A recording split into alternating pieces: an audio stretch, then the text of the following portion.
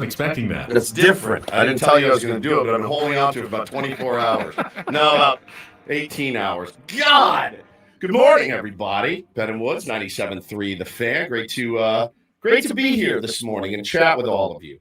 Had terrible dreams last night. The whole thing. What an absolutely crap day yesterday if you're a San Diego Padres fan. I'm Woodsy. That's Paul Reindl, executive producer of the program. Good morning, Paulie. Hey, how are you? I'm good. I saw that you are moved in and you rode your scooter to work, and I'm so happy. Yeah, it's man. the one thing that made me happy, Benny. And Ben Higgins, quickly, is your neighborhood sports anchor. He joins us as well. It was a no-brainer.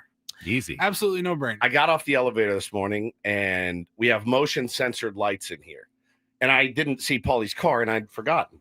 So I walked in. I'm like, who's in our studio? Why is there somebody in our studio? It's 5 o'clock in the morning. Who's in our studio? And then I walked by and I saw Paulie's scooter in the next studio. I went, oh, yes. Just parked it in there. So legit. Oh, it's so much fun. The cool thing is now at commercial breaks, I can go ride Paul's scooter around the building. I was wondering. around the office. I was surprised. I hadn't seen you take it for a few laps around here. Oh, it will definitely happen. It will definitely That's going to happen. end poorly at some point. It will. Yeah. It will. Me flipping over a desk, breaking my arm. Running into a sales Then account exec. Paulie's going to get the call. Hey, could you not bring your scooter to work, or like Lock it up at with a least chain. park it downstairs or something? It's kind of a liability at this point. How about him yesterday when you called in? Our boss, Adam Klug. He goes, I go, What was the sequence? I was like, you said, you all right over there? he And said, then- so I said, everyone is a little on edge with the playoff games coming, right? And he's not making it better. Imagine if you're a baseball player and your manager the whole game is going,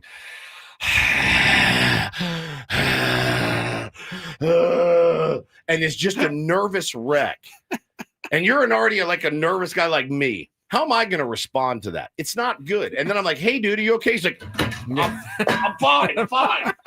I'm like, all right, bro. Like, go into a foxhole I heard. with Adam. Go into you're sitting there. You've got your guns. You're in the foxhole, and all you hear is, could you not do that? You're like, you'd be a wreck. Wait, Get did me you outta say here. light the dynamite wick?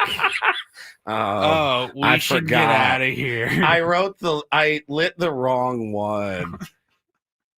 He ratcheted it up tenfold. To have Paulie back here, immediately I feel better. Immediately feel better about, at least the program of the day. But certainly don't feel better about yesterday's game. But Paulie, I did want to listen. 4 hours. We're going to ease into this pain today. We have to. I have to ease into it. I can't just. That's why we call it foreplay. You can't just go in dry. You know what I mean? Right away. No. How was your move? Really? It was good. Seamless? I mean, yeah. Not seamless? Seamless. Really no issues. Okay. I mean, It's just look, long day, even with movers who absolutely crushed it for Nice. us. Yeah. Excellent. Even with movers, though, you're still moving a lot of things. You're Yeah. lifting a lot of things. You're walking up 3 flights of stairs several times. Like by the end of the day, I was like, nightmare. oh my God, I'm so tired. I mean, the only downfall was our Wi-Fi router was supposed to be delivered yesterday, and it was not. Ooh. It got it's a pushed to bummer. today. Okay. So I did not have Wi-Fi. We had to set up hotspots. We were just watching like Hulu on our iPads or whatever. Yeah.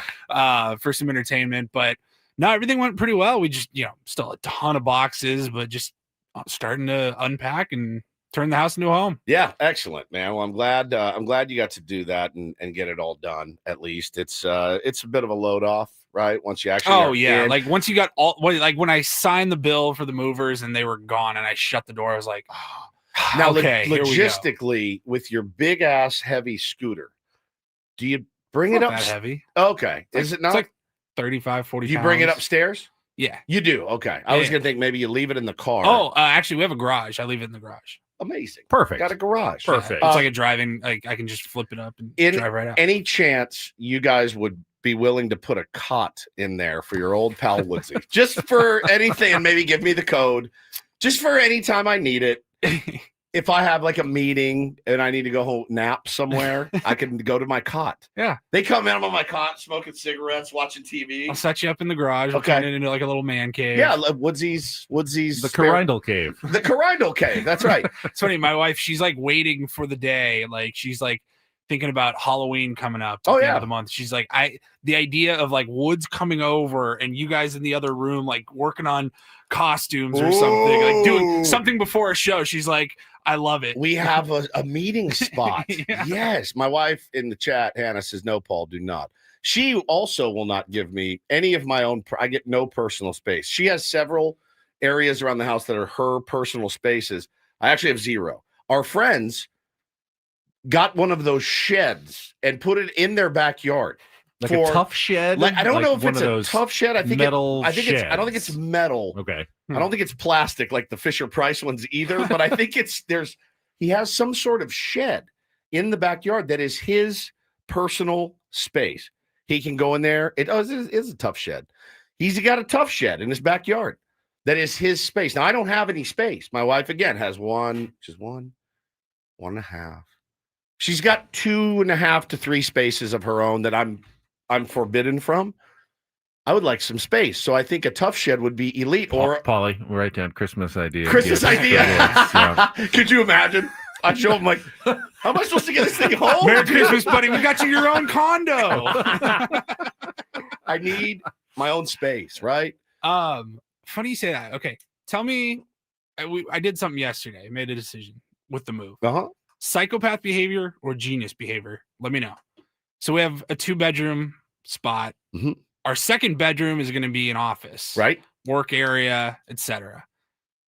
Both bedrooms have nice walk-in closets. Ooh. I am taking the office bedroom and using it, even though I sleep and everything else is in the other room. A lot of people do that. That's survival. She's like, you don't mind walking over? I'm like, absolutely not. I don't care. It's 4 a.m. We can either if your wife is anything like mine, her stuff will eventually take over anyway. So don't even try. Because she goes, oh, what side of the closet do you want? I was like, what are you talking about? I was like, I'm just going to use the other one. I have no problem walking over there to have everything laid out and like all my stuff in one spot. Your own space. I would actually use that closet as a workstation. I would just open it and live in there. Yeah, you could. Probably could. Yeah, because again, I don't have any of my own space. So I would like that very much. But I'm glad you guys got that done. Think about the cot. Tell Megan to think about the cot. I'll let her know. All right, let her know. Maybe we finish out the garage. Once I get Wi-Fi, I'll be able to text you and let you know. Make it something nice for me. Hang some neon in there. Just really turn it into a nice little area for your old pal Woodsy. So JT in the chat wants to know, and I also want to know. He says, Woodsy, how was it getting the kids out of school to watch the game yesterday? That was your plan. You talked about it on the air. Going to give them a little surprise, take them out early so they could watch baseball. But that meant you were also watching that Padres game with your 2 small children. What? It was horrible. Are you kidding? Sorry. It was legitimately one of the worst things I've ever done and one of the worst ideas I've ever had. So. Is that because the game went the way it did? Or no, it's because of my children. Okay. It's straight up 100% because of the children that are mine. I hit the wall yesterday in the move. The movers were done with us about 1 o'clock, I think it was. 12 o'clock, 1 o'clock. I was cashed by 2 o'clock, and I'm watching the game still on my phone. No Wi-Fi, couldn't hook it up to the TV even. Would you have rather been moving? Yes. Wow. I would have rather been at the dentist. Watching on that TV up on the ceiling. I would have rather drank the colonoscopy juice. I would have rather attempted to put a new transmission in my car. I would have rather dug up an old stump in the yard. Right? I would have. Go pick up my youngest. So excited. I laid it out for him in the car on the drive home. This is what's happening. Do you understand? Yes. Okay. Go pick up the oldest. Hey, bud, heard you were very excited. I'm excited as well. This is what's happening. Do you understand? Yes. The minute we get home, the very second we get home. Game hasn't even started yet. The Guardians game is on. Yeah. So I watched 12 hours straight of baseball. I did not move from my home. I did not go outside. I watched baseball, which was my whole intent. I forewent the entire place to myself till 4:00. Then Bo had soccer practice. And then Taylor had music. I honestly could have gone 10:30 to 5:30 solo. But because I got a text from my friend Billy that shamed me into doing this, we walk in the door. I put the game on. Within 2 seconds of being home, I want to go ride my bike. I go, no. How long do I have to nap? I go, it's not a nap. I brought you home to watch baseball. So Bo lays down on the couch with me. We watch 4 innings of the Guardians game. It's great. I'm like, all right, this is going to plan. Taylor goes in my bedroom to watch a movie. And I'm like, you good? He's like, yes. Bo and I are watching the game. I'm like, here we go. 30 seconds before the first pitch of the San Diego Padres game, my oldest gets up, walks in my bedroom, gets in bed with my youngest. And I go, what are you doing? He goes, we want to watch Step Brothers. I go, what? And I go, what do you mean? And he goes, I go, the game's about to start. And he goes, yeah. I go, you don't want to watch it? He goes, we'd rather watch Step Brothers. I mean, have you ever seen Step Brothers? It's hilarious. I know, it's genius. It's genius. So I go, okay. And instead of going, it's probably not an appropriate movie for you to watch, I went, all right, go ahead. And I went into the next room to watch the Padres. So I'm watching the game. So you've taken your children out of school to watch movies in my room. To watch Step Brothers in your room. They're like, this is great. So and the best day ever. I have a picture. This you got. No stress. A1 parenting here. This is A1 parenting. No stress or anxiety or stupid bunts in Step Brothers. Correct. I'm going to send Paulie a picture. He's going to put it in the chat just so you guys can see what I'm dealing with here. So they're in bed. They're watching Step Brothers. And I'm watching the game, and I'm in the living room. They're in my bedroom. My bedroom's kind of dark. It's got curtains and everything else. Not the same size TV, but it's okay. They're making do in there.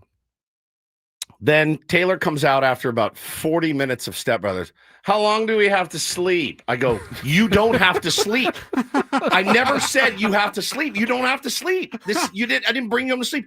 I brought you both home to watch the Padres, who are currently on and winning right now. Oh my God. He toddles back to his room. You see that picture? Yeah, I'm putting it up here. So then I'm sitting in our living room. Behind me, there are 5, 6, 7 square windows where the sun is directly in. So all you see when you look at my television is light. Glare. Boxes of light. Glare. 5 boxes of light. I sent Paulie the picture. Here it is. That's what so that's what I'm looking at in my home. So I'm basically in hell at this point. I'm basically I'm in the no shades or drapes or anything you can put on those. Okay. So I'm in the Benny. I'm rotting. I'm rotting in there. Finally, I get up. And I walk in the other room. I go, you guys are going in there to watch Step Brothers. I'm watching the game in here. So I boot them. I can't turn them off. They're lights. They're cutouts in my home where the light comes in. Windows, I think they call windows. them. Yeah, they're windows. Not lights. They're not lights. They're windows. They look like track lights. They look like track lights. They're not. And so I go, get the hell out of here. I'm watching it in here. So then they go out to the couch, have to restart Step Brothers or whatever. Again, I'm watching the game. I'm yelling in there. I'm having a ball. Taylor comes in. Are we done yet? How long? I want to go ride my bike. I'm like, dude, what time did the game start? 12:08. It was 1:37. And he's like, I want to go ride my bike. And I go, this is insane. Go back in there. Leave me alone. Don't talk to me. I told you what we were here to do. Then I hear them fighting. And then they start going at it. And then I walk in the room. I see Bo standing up, kicking Taylor on the couch. God. And I just go, hey, enough. And I separated them. And I laid into him. I go, this is the last time this will ever happen. I said, you will never be pulled out of school ever again. I said, they could be in the World Series. You will be rotting in algebra. It's never happening again. I gave you a chance. You blew it. You both blew it.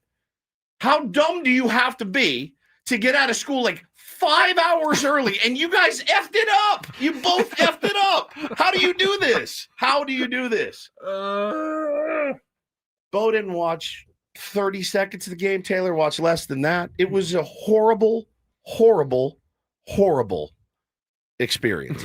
A horrible experience. I'm surprised that as your kids, that they wouldn't be manipulative enough to know if I am the sweetest angel, I may get to do this every day this month. At least once a week. At least once a week. If all you guys had to do was cuddle up next to your old man, fire some questions at me, be engaged.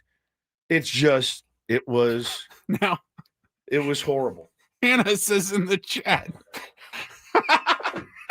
I got a panicked text from Bo telling me to get home immediately.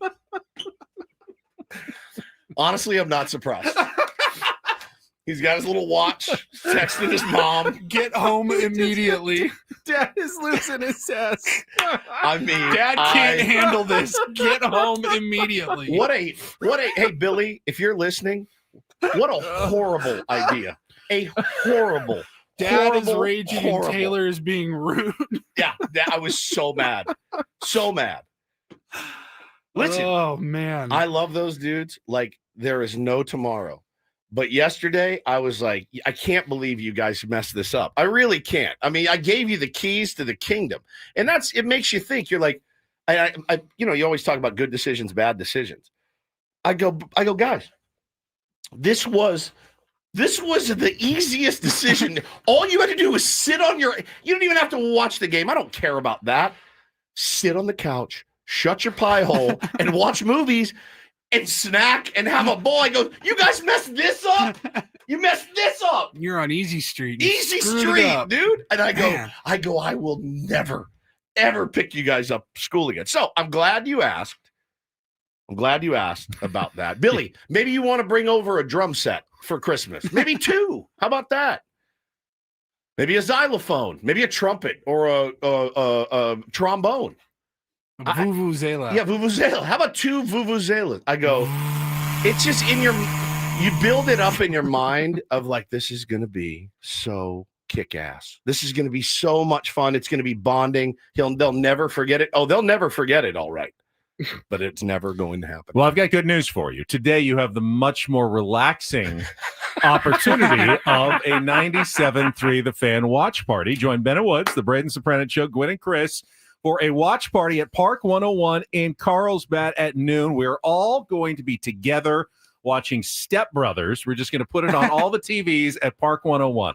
Oh, no, we're going to actually watch the game. Hopefully our team does not get eliminated. It's not the worst idea. Just have Step Brothers. We should have at least on one of the TVs. No, I'm just saying, if a bar was like, hey, what's today? Tuesday, Wednesday night, we're just gonna play Step Brothers on all the TVs in the bar. Come hang out. I'm like, hey, babe, all right, works for me. Pretty fun, actually. Hey, it's a bi-level sports bar with a rooftop deck, huge screens. We've got North County's best barbecue, craft cocktails, and we're giving away autographed baseballs and autographed Xander Bogaerts jersey, all presented by Estrella Jalisco Light Mexican Lager. That is today, Park 101, 3040 Carlsbad Boulevard in the Carlsbad Village. We will see Woodsy there without his kids. I will be there. No kids. Take him out of school. Come to the watch party. Hey, let's go to the bar. There'd be some giant Jenga that Taylor would just. My nerves are just frazzled. I'm like, ah! Some nerds like trying to get this last piece, and Taylor just goes and knocks it over. Dude, I'm telling you, I love them, and they're probably watching right now. I love them so much. I'm sorry that I dressed you down yesterday, but it really was. I'm going to be honest with you.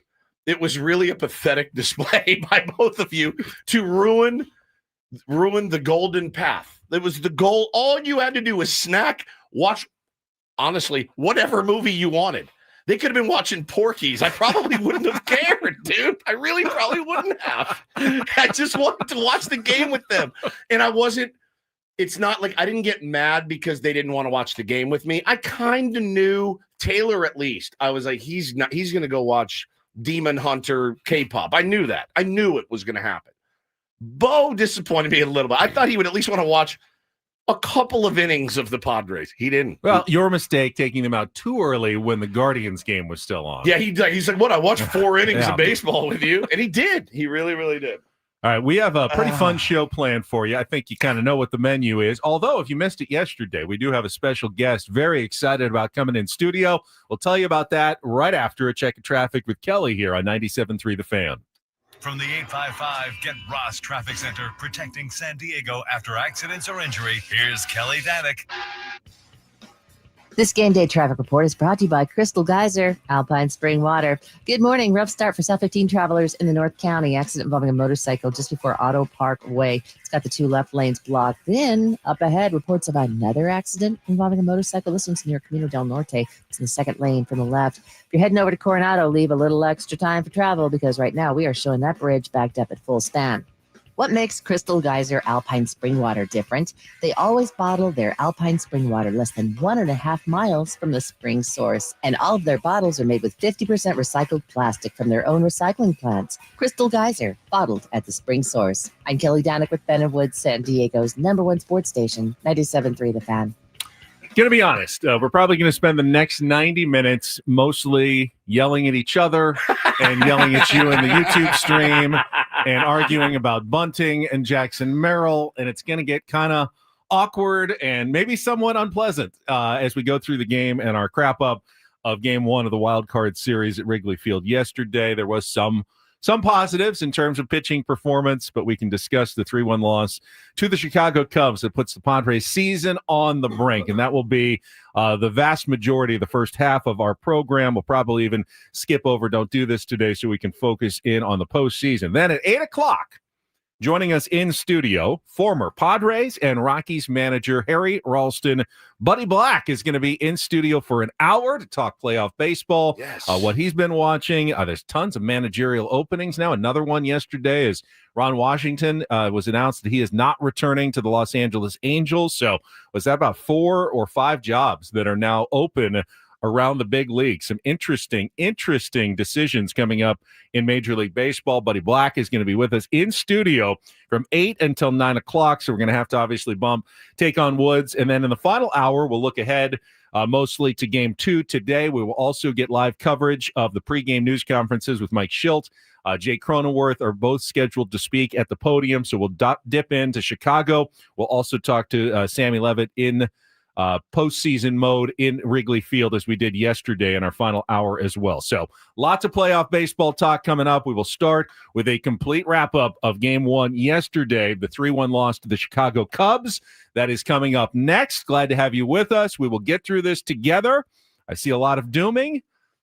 I'm on the fence myself when it comes to fully with you. I'm on the fence when it comes. I'm very nervous about this game today. Obviously, it's things could go. This could be very bad. A 2 and done for the Padres in the playoffs, or they could win today, and we would be feeling very different going into Game 3 tomorrow. So we'll talk all about it coming up next on San Diego's #1 sports station, 97.3 The Fan.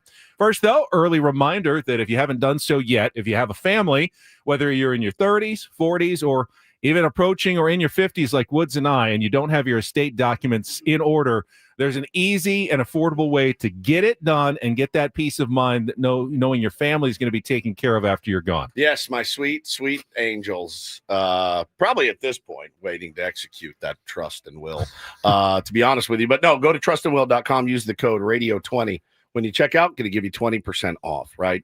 And then you will get your estate documents. You will get them notarized. You will throw them in the desk drawer. You will forget about them until they need them. But let everybody know, hey, it's all done. We're finally taken care of. You can name guardians for your children. Did you know that if you pass away and you haven't named guardians, your like brother or sister can't come in and say, oh, I will take them. That's what they would want. No, the state decides who gets your children. The state will decide what happens to your possessions, your trust assets like your house, if you don't have it set down. So make sure you get it done. Get that in order. Avoid probate court. I'll name a guardian, Jose Ramirez. That's who I would want. That's the guardian that I would name ASAP. Tanner Bybee, perhaps. Yeah. You can do it affordably with no lawyer necessary. Just go to trustandwill.com, fill out some simple questions, and have them shipped to you. Use code radio20 at checkout for 20% off at trustandwill.com.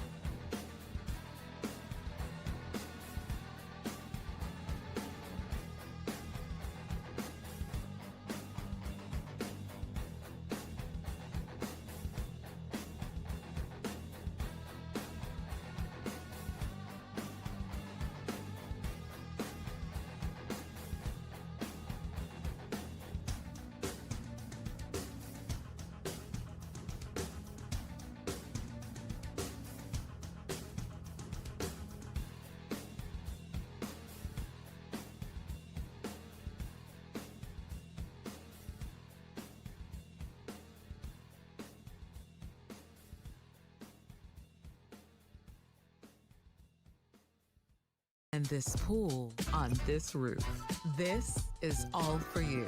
The all-new Hamul Casino Resort, now open.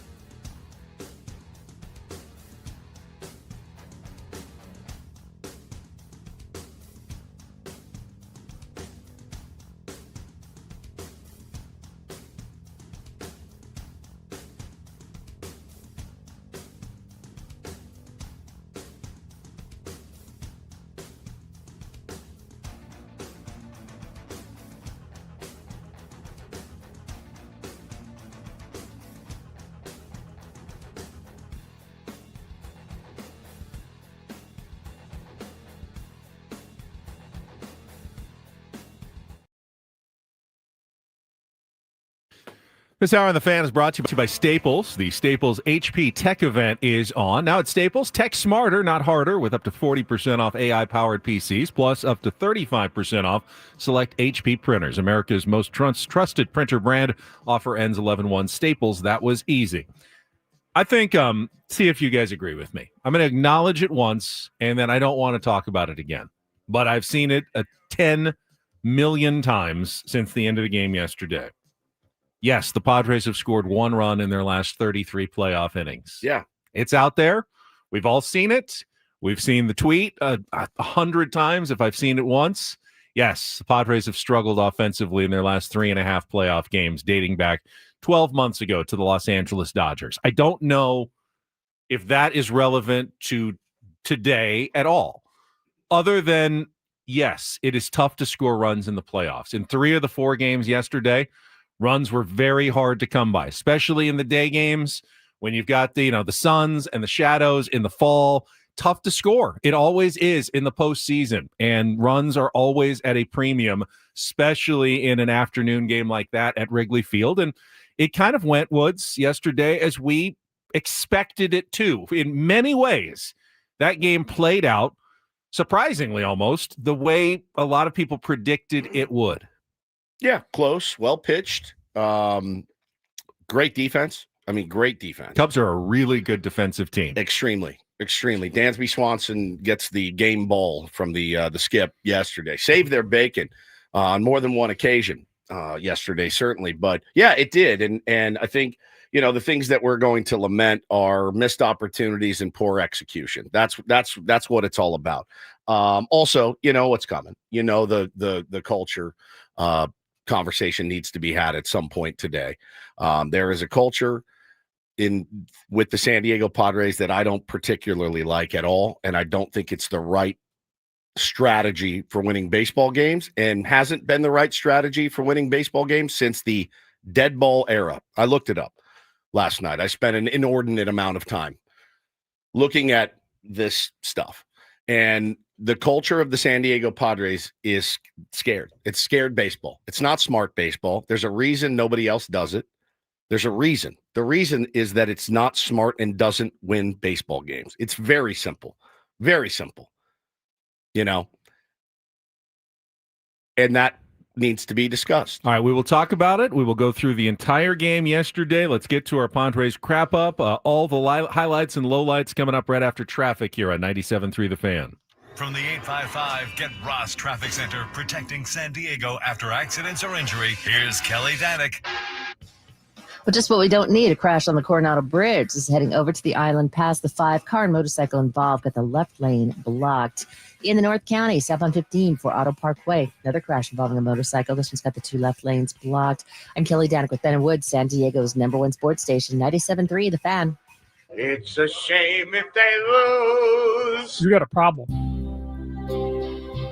Oh, a shame indeed. I couldn't agree more. Here are the lowlights from yesterday's game. What the heck happened? Are you kidding me? Can't even believe it. It's the Padres Wrap-Up. presented by Hamul Casino Resort, the player's place. We'll give it 16 minutes of salt, and then we'll, get back on the pump and figure it out. 2-2 to Bogart, 6th pitch of the at-bat, and Sander hits one on a rope into left center field. That'll get the job done. One hops up against the ivy. Merrill scores easily. Bogart's into second base. Now the throw kicks away, and Sander going to try for third and get there. So back-to-back doubles plus an error, and the Padres a 1-0 lead. They crack things open here early. 2-1 pitch. Suzuki swings, hits it in the air, deep to left center field, way back in front.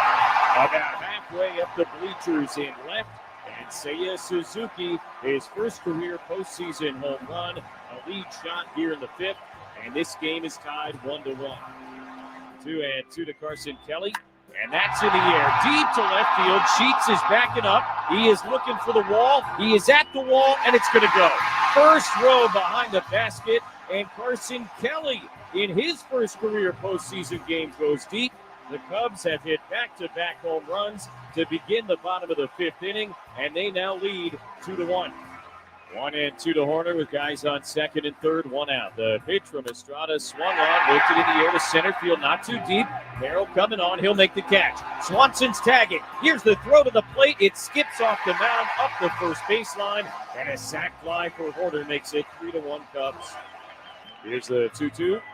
Bogarts takes on the outside corner, strike 3 called, and game 1 goes to the Cubs.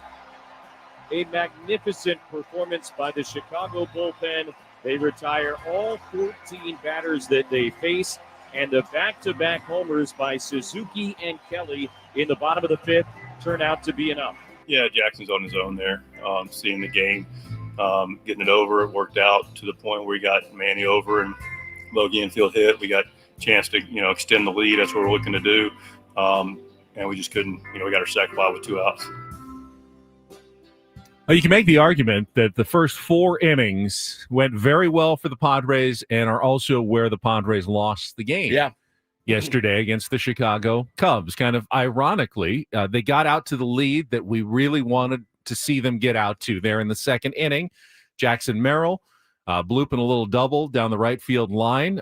Good hustle right out of the box. Good aggressive playoff base running. And then Xander Bogaerts delivers the sharpest hit ball of the game by the San Diego Padres, that RBI double into the gap to make it 1-0 and put himself on third base after the PCA error with nobody out. So a golden opportunity at the minimum. Of course, you're thinking, okay, Padres should be up at least 2-0 here in the 2nd inning. Got to get it in. Got to get that run in.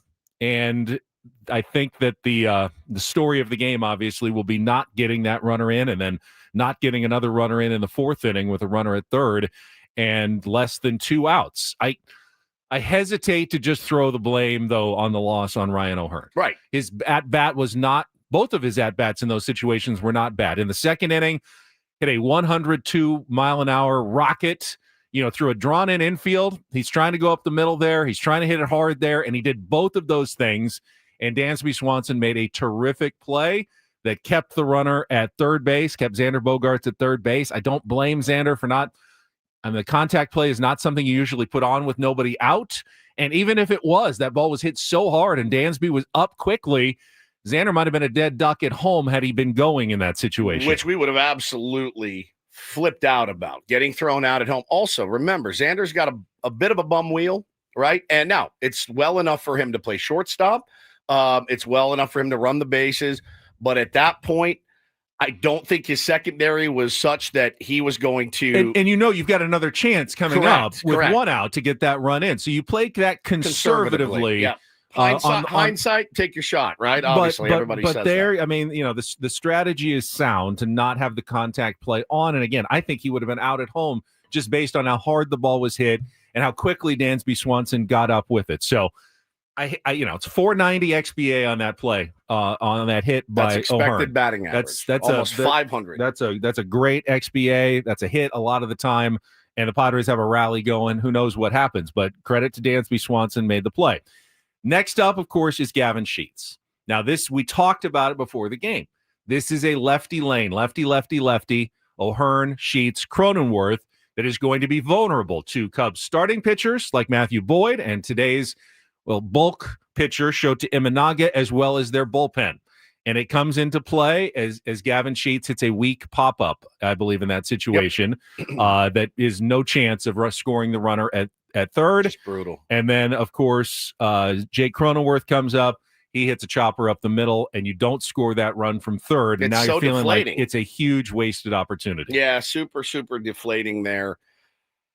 Again, lack of execution, okay? But, you still got a lead, and Nick Pivetta is pitching like a straight-up G. He is throwing heat at the top of the zone, which is what I said yesterday. Get up. They cannot hit high velo. Now, Carson Kelly finally made an adjustment and got one, but the pitch that Suzuki hit out was leaked low and in, and he just turned on it and hit it a mile. So, I mean, it was so effective, just pitching high velo at the top of the zone. The Cubs were flummoxed by him. And yeah, he made, in my opinion, he made one mistake. I know 2 balls got hit out, but I think only one of them was a mistake pitch. Sometimes these guys are very good and they make adjustments and say, all right, I'm going to key in on one area. I got it here. He made a good pitch. He still hit it out.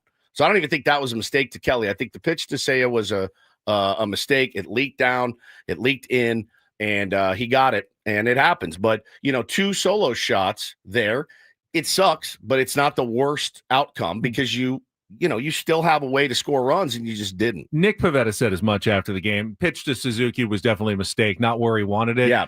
Said the pitch to Kelly, it was good. He made a bad swing on a fastball before, wanted to put it right there. And, sometimes the batter does beat you. But overall, I would say Nick Pivetta, as good of a start as we've seen from a Padres pitcher in the second half of the season. 9 strikeouts, no walks. He did not. Remember, we talked about how the last time at Wrigley Field, he walked some guys. He wasn't aggressive. This time he was extremely aggressive in the strike zone. Just 2 3-ball counts. Loved what I saw from Nick Pivetta. Yep. Yes, the solo home runs will haunt him for a while, but I'm not blaming Nick Pivetta for this game. He was everything the Padres needed him to be. Again, it's the offense. And let me go back an inning. Let me go back an inning before those home runs because we want to talk about the 4th inning for a number of reasons. Manny Machado starts with a walk. Yep. I think fakes the bunt there in that situation, draws ball 3, and then gets ball 4 from Boyd to get on to lead off the inning. Jackson Merrill then comes up, your cleanup hitter, one of your hottest hitters, lefty on lefty for sure, but he had doubled in his first at bat, wasn't a sharply struck double. Just so you know, before we go into this, in the month of September, Jackson Merrill had a 160 WRC plus, a 395 WLBA, 626 slug, and 20% barrel rate. Just so you know, the month of September, he's coming in hot as fire, right? He's coming in, feeling himself. Like WRC, 100 is league average. 100 is average, okay? So 160. He's been good. He's been mashing the baseball. He's playing with a lot of confidence. Led off with a double, came around to score the Padres' first run and only run of the game. He's in the 4-hole. The 3-hole hitter gets on first base, not a double, a single or a walk. So he's on first base. So let's talk about first what we do know and what we don't know. What we don't know is what Jackson Merrill would have done had he swung away in that at bat. Very well could have made an out. It's lefty on lefty. It's a tough at bat. Could have grounded into a double play. Could have struck out. Could have done things worse than advancing the runner from first to second. He also could have hit a home run, a 2-run homer. He could have hit a double to the gap to put runners at second and third. We will never know. But there are certainly plenty of outcomes that were both positive and negative. Jackson Merrill did not let that play out, though, of course. Laid down a bunt, sacrifice bunt that moved Manny to second with 1 out in the inning. Third inning. In the fourth inning. Fourth Top of the fourth inning. That was then followed by Xander Bogaerts, an infield single that moved the runners to first and third. At that point, you're thinking, well, maybe the bunt wasn't a terrible idea because now you have a runner at third base with less than 2 outs and a chance to add to your lead that you wouldn't have had Jackson Merrill made an out there. So maybe the productive out wasn't a bad call. Of course, for the second time in four innings, the Padres are unable to get the run home. And I also, again, want to not throw this all on Ryan O'Hearn, who was the batter again with the runner at third. He made an adjustment, got the ball in the air, this time blooped one to center with an XBA of 840, a ball that is almost always a hit. But once again, Dansby Swanson makes a really sensational play. That's a good player making a good to play rob him of a single. And I go, you can say lack of execution. He adjusted, he got the ball in the air. It just didn't work out. I can't just throw this all on Ryan O'Hearn, who had a 490 and an 840 XBA in his 2 at-bats, the 2 most important at-bats of the game. You'll take that every time from a batter in that situation. So I can't. It will work. I'm not going to throw this all on Ryan O'Hearn. Yes, it will work out in your favor most of the time. It didn't yesterday. Yeah, correct. So real quick on that play, do you think Leeper should have sent Manny? So somebody said Manny's not super fast. He runs the bases well, but he's not fast. So he said, well, all his momentum is going away. I go, I mean, that ball again rolled in. Maybe hindsight. Sure. Hindsight, give it a shot. Hindsight, give it a shot with Xander. Tatis is going there. Tatis is going there. Probably making it. Probably on his own. He's probably making that decision on his own. That's just how he runs the bases. But I was texting with some friends, and Buddy goes, he's like, that's Leeper. He's too conservative. It's going to bite us. And it has. We've seen it. But again, you'd hate to have 2 guys thrown, if you had sent Xander and then you had sent Manny, you'd hate to have 2 guys thrown out at home in the first 4 Just like innings. the Guardians had a guy thrown at home in the ninth inning. Based on the results, maybe a little more aggression would today, sure. Yeah, be a little bit more aggressive. And, again. But they weren't aggressive. They were conservative. Jackson was conservative. Yes. And after the game, Mike Shildt and Jackson were both asked about it. Mike Shildt said that was Jackson on his own. Jackson Merrill bunt there in the fourth, the runner on first. Was that something he did, something that was called in, and sort of what was the thinking behind it? Yeah, Jackson's on his own there, seeing the game, getting it over. It worked out to the point where we got Manny over and Bogey infield hit. We got a chance to, extend the lead. That's what we're looking to do. And we just couldn't, we got our sac fly with 2 outs. That would be the Gavin Sheets when I thought he might have gotten that when he hit it off the bat, but no, just a fly ball to center field. And the Padres end up empty again there in the 4th inning, unable to get that run home from third. Woods, now here's what we do know. I said what we don't know, what Jackson would have done. We do know the math is very clear that in the long run, the bunt there is a negative value play. Yeah. Then that has been well established by baseball mathematicians, statisticians, that you are going to score less runs in the long term by laying down a sacrifice bunt in a situation like that, especially with a batter like Jackson Merrill at the plate. I have no argument with you there. Again, it's all dependent on who's at the plate, right? If it's Freddie Fermin, fire away. Fire away. I really have no problem with it. If it's Jake Cronenworth in the 8-hole, really have no problem with it. I mean, I think Jake's got some pop. Jake can do some damage. I've seen him do damage. I've seen him show up in the playoffs. I'd be a little bit, but my cleanup hitter laying down a sacrifice bunt to get a guy from first to second in the 4th inning, we're infected. I thought Bill nailed it in the chat. Nobody's cleanup hitter in the postseason. Nobody. Of all of these teams will even try to bunt. I am. Padres will. It's the same rap that I gave a few weeks ago. Now, Jackson wasn't the cleanup hitter 2 weeks ago. He was your 6th hitter 2 weeks ago. Right. Would you have been okay with it if he was your 6th hitter? I don't want Jackson. Jackson Merrill to ever square to bunt again. I don't want it as a part of his game. He's far too dynamic of a player to bunt. And here's the problem: the same rap as a few weeks ago. It's a mindset that has infected this team. Jackson is a young player. You know what Pavlov's dogs are? You ring the bell, the dogs start running, they want their treat. He's a young player, man. In his mind, it has been so rewarded for the old, atta baby, hey, great job giving yourself up. That's what you do. It's Pavlov's dogs, man. They ring the bell, he gets his pat on the butt, and they moves the chain. Yeah. Oh, yes, I got it. It's a mindset. And the way that I know that it's a mindset, is Jackson Miller. The way that I know it's a mindset is that we sacrifice bunt 50% more than any other team in baseball, including the Marlins, including the Rockies, including everyone. It's not. And then they categorize it as winning baseball because they won 90 games. We might have won 103 games had we not had this mentality of single bunt. You know what I mean? Like, it's infected our team. This is not 1984 anymore. It's just not. And so we've got sluggers on this team that no longer slug. We've got potential superstars that now have the mindset of, yeah, I'll just give an out away. That's a good idea. I've been told that's a great plan and a great strategy to give outs away. So I'm going to do it. I'm going to do it because I like the feeling that I get of, hey, great job, dude. It's rewarded. You know, we always hear about this, the ball talk sessions and all that. You know, we've seen Arise do it, 3-time batting champion, as we've been told over and over. We've seen him do it, sacrificing in the first inning. Again, I'm not saying everybody needs to go up there and try to yak the ball out of the ballpark because that leads to some ugly baseball as well. There's a time and place for it. It's not from Jackson, and it's not in the 4th inning. That's my beef. And it's infected this team. It's infected. It's a mindset that has infected this team. I think you're spot on. I mean, it has to be, dude. It just... I know what Mike Shildt would say, and part of me agrees with it.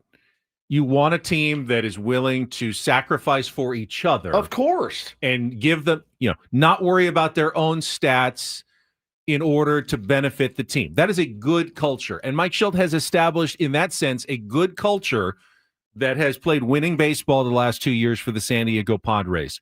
I just think we have to take the word literally, sacrifice yourself, out of that culture. Have that mindset.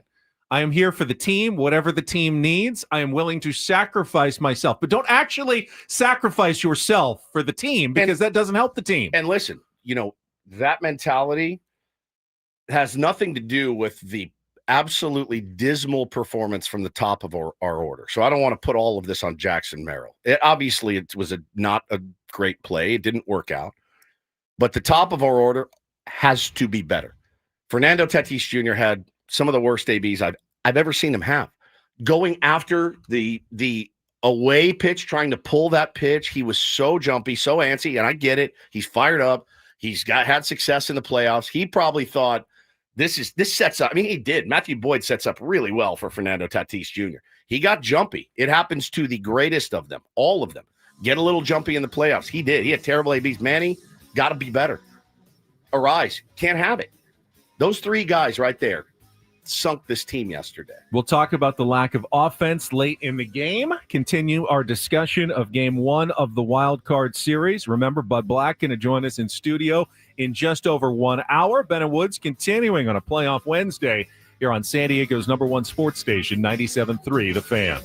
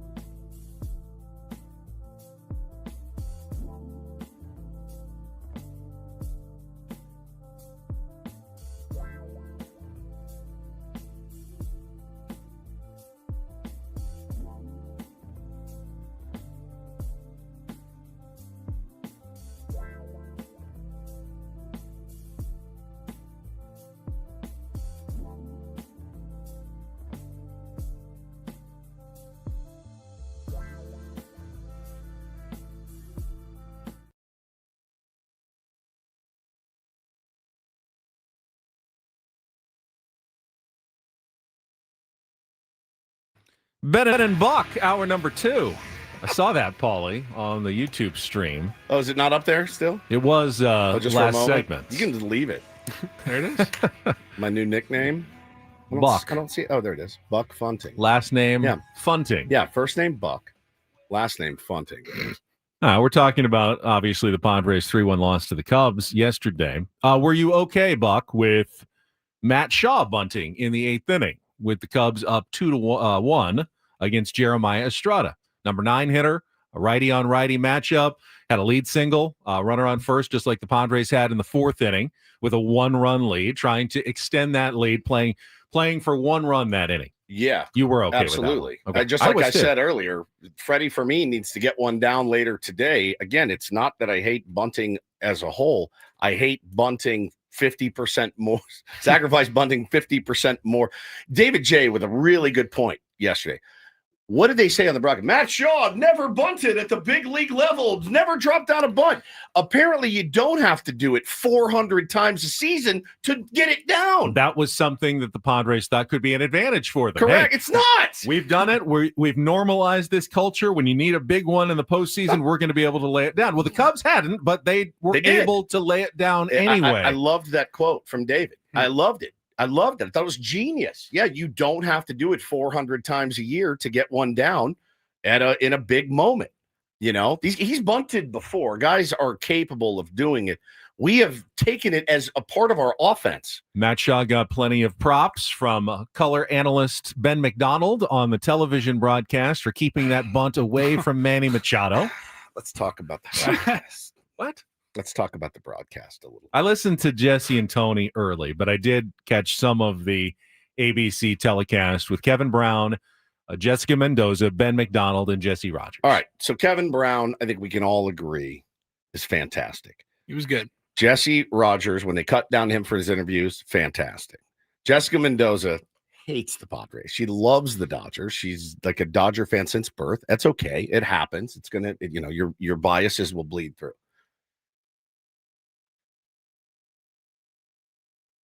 As the game wore on, Ben McDonald started to feel like someone was shoving needles in my throat, that I was tied to a chair and they just kept pricking me. Now, with be fair, Ben McDonald knows his stuff. There's no question. Former number 1 overall pick. Question he knows his stuff.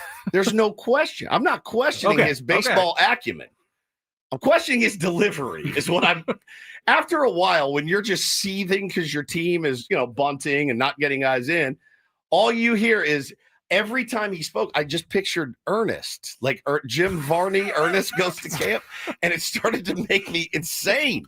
It was just like, he'd just be like, well, butter my buns. Look at that. He got himself a base hit. And I'm like, oh, my God, I'm listening to our buddy Foster call an MLB game.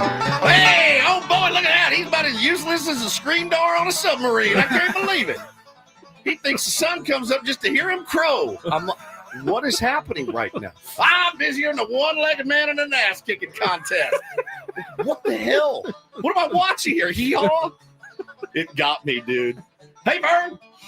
It was driving me nuts. By the end of it, I had lost. Now listen, I was screaming at my kid. I lost my mind at the end. Oh God! I'll give it to you. I'll give it to you. But he murdered me at the end. Oh, that is so funny. Paulie, you're as useless as T's on a board, boy. Like, where am I?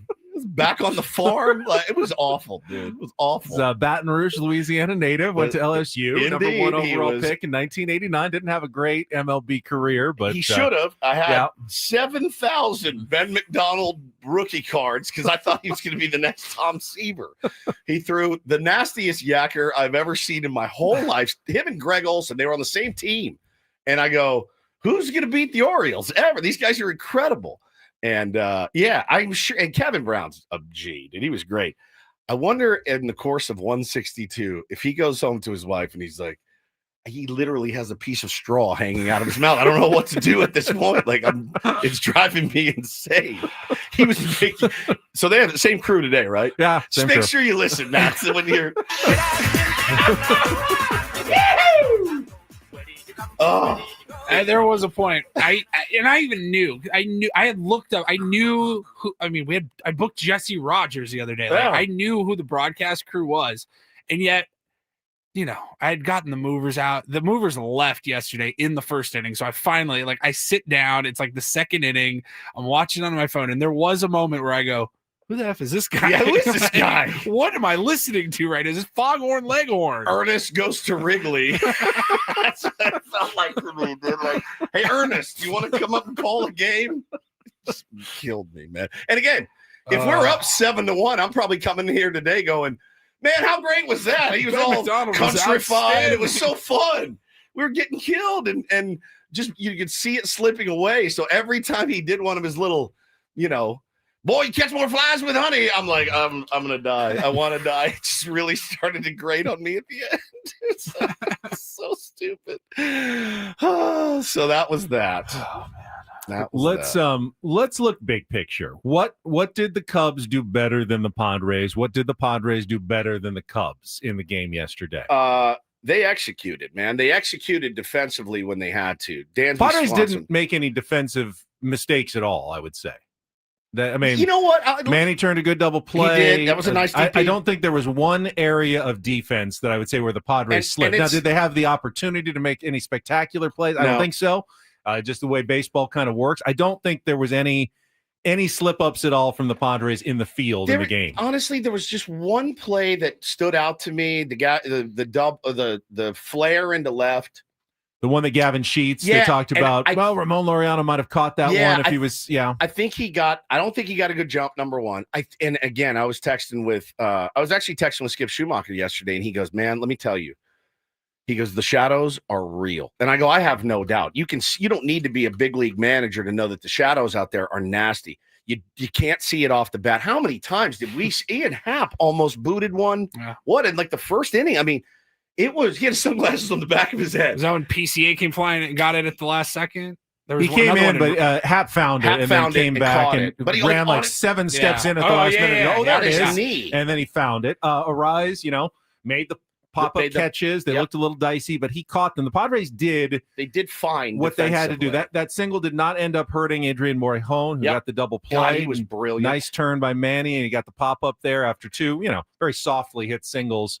To start the inning could have been disastrous, but the Padres did get out of that inning. I thought they were solid. Yes, the shadows, if anything, played a factor with the Cubs bullpen, which was a good bullpen, but the Padres were supposed to have the edge on the bullpen. They were amazing. The Cubs bullpen went 4 2/3 innings. Perfect. They did not allow a base runner. No hits, no walks, no nothing against the Padres offense. And maybe part of it was the shadows. Maybe part of it was pressing, the approach. You're down late in the game at that point against guys who were throwing over 100. I mean, they all had a little extra. Palencia, a little bit extra there. He had been their closer early in the year. That was a very aggressive choice. He got 5 outs, right? He came in the 5th inning after 4 1/3 from Boyd and got 5 outs right there. Nasty, huge outs early in the game. And that was that's playoff managing right there. No question. By Craig Counsell to bring in your former closer early in the game in that situation. And then the one that just gutted the entire city of San Diego, because this dude took every single nickel he could from the San Diego Padres and never did anything. Drew Pomeranz comes in and goes 1, 2, 3. Piece of cake. Like he was rolling out of bed on a Sunday morning. I mean, he had zero problem. Zero. Oh, there's Drew Pomeranz. It was nuts. And you're like, that's the one that's now. What did the Padres do better than the Cubs? Well, they certainly made a ton more contact. Cubs struck out 13 times to only 6 for the Padres. Yep. Padres overall made better contact. They hit the ball harder. They had higher XBA on their balls. They got a little unlucky in that game yesterday. They did. There is no doubt about it. No doubt that the Padres got a little unlucky. Well, when you mix unlucky with lack of execution and again, we had this argument a few weeks ago, Benny. Getting a guy in from third base with less than 2 outs is why we love RBIs. It's why we love them. It's why they will never be an overrated stat. There's a different mentality, a different mindset that you have to have for a guy that can do it. They did it. We didn't. That the RBI guy, the guy that has that ability to shorten his swing and say, I just got to get it to the outfield. and get this run in or hit that ground ball to the right side. There's such an art to it. There's a skill to it. There's a mindset to it. Not everybody can do it. I didn't do it a few weeks ago in a game. Paulie was on deck. I walked by him and I go, oh, I guess RBIs don't matter. Paulie comes in and picks me up with a knock. It's a different mentality. It is so much harder to do than we all give it credit for, which is why anybody that ever says RBIs don't matter, you're out of your mind. You're out of your mind. I will fight that to the death. The guys that can do it are different. Jackson Merrill actually hit the second longest ball of the game. Bro, Wynn knocked it down, I think, a little bit. What is with squaring balls up?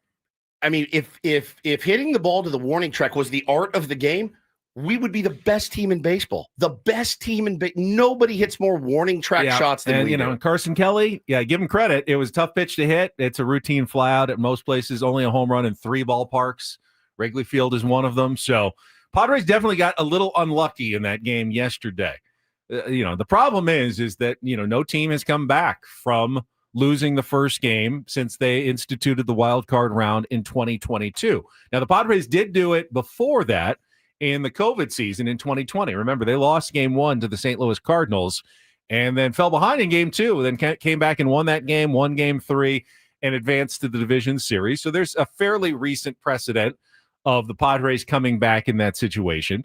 The season is not over, to the contrary of what the Doomers would like you to think. No, the Padres need to win a game today. Correct. That's it. And then they have a chance to advance tomorrow. It's That's not, right. If this was a coin flip, would I bet on the Padres? No, you'd have, flip the coin today. You got 50-50. All right, it came our way. You do it again, 50-50 tomorrow. That means you got a 25% chance. The odds are not in your favor at this point, clearly. But they're also not astronomically impossible odds to win 2 games in a row, even on the road. You're not down 3 games to none, right? You're needing, with 4 games to play. It's not it. You need to win a ball game today. How much confidence do you have in Dylan Cease? Now, after watching the game yesterday and the strategy that everybody said you need to employ, that we actually employed pretty well, of throwing fastballs up in the zone, Dylan Cease has that ability, period. Will they adjust? Will they spit on it? Will they be strikes or will they be out of the zone? Because they expanded. The Cubs expanded yesterday. As you said, they struck out 13 times. I have confidence that Dylan Cease can throw fastballs at the top of the zone. I really do. Which is probably why he got this start. I have confidence in him. He needs to go one time through the order, and then you unload the pen.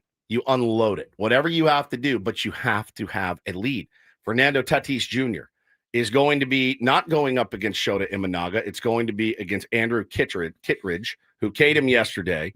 Then you're, as far as late in the game in the shadows. Yeah, no doubt. This will be a different at bat, and I'm curious about this strategy that Craig Counsell announced after the game, that Kittredge is going to be the opener and start. Right-hander, obviously, to face Tatis and Manny in the first inning. That's Correct. why he's coming out there. But Tatis and Arise, who will, I assume, face him in the first inning, both got to see him yesterday. Yes. Got some looks. That usually helps a batter out, to see the same guy 2 days in a row. He's also doing it because Shota Imanaga has been a dumpster fire in the first inning this season. He's given up 20 runs in 25 starts in the first inning. He's been really, really bad in the first inning. So they're trying to avoid Imanaga versus Tatis and Machado in the first inning. Let him come in the second inning, presumably, face the lefties at the bottom of the Padres order, get through the righties once at the top, and then get to face the lefties again. That's the Cubs' strategy for this game. Will it work or will it backfire? How do you counter? What do you do to counter? Who do you move things around? Do you move Jackson Merrill up in the order? Do you move Jackson Merrill up to the Arise 1, Merrill 3? Get 2 lefties against Kittredge in the first inning in the first 3 at bats. And you're gonna, again, I don't think you can. You got to figure out a way. Whether it's I don't know. I mean, your options are Bryce Johnson, Jose Iglesias, or Luis Camposano, right? To be a right-handed bat to split up that lane. That lane came back to kill us. It came back to kill us, as we all said it would. I just don't know the right answer. I can see Gavin Sheets coming through with a big hit, a big home run. He made contact yesterday, didn't go his way. But I can also see the argument that you need to break it up, and that Bryce Johnson and his defense as well at Wrigley Field might be the right call especially if Shota Imanaga is going to be the guy that he's going to face twice. If And it then you can doesn't bring in work Sheets out, later in the though, game. if it doesn't work out and you lose because you're starting Bryce Johnson and Gavin Sheets, who's powered you through the whole season, sits on the bench, that's tough as well. It is. And it happened to the Yankees yesterday. Everyone up in arms about the Yankees leaving, I think, 50 home runs on their bench. Now, against Garrett Crochet, they did not want Jazz Chisholm to be in the lineup. Jazz Chisholm was a 30-30 guy sitting on the bench in a playoff game. Now, I get it. It's Garrett Crochet, but like we talk all the time. What do we talk about on this show? If I'm the skipper, I'm managing to cover my ass. I'm managing to win a ball game, but I'm also managing to cover my ass. And I'm going down with my best guys on the field. Yeah. And if that means Gavin Sheets, if that means Ryan O'Hearn, fine. But the thing is, Ben, with the two-hole situation, we've talked about it until we're blue in the face. Check. Then Mike Petriello absolutely nails it yesterday. It's still kind of incomprehensible that Luis Arraez is hitting this high. He's hit second most of the year. And, again, this is not personal bias. I like Luis Arraez a lot.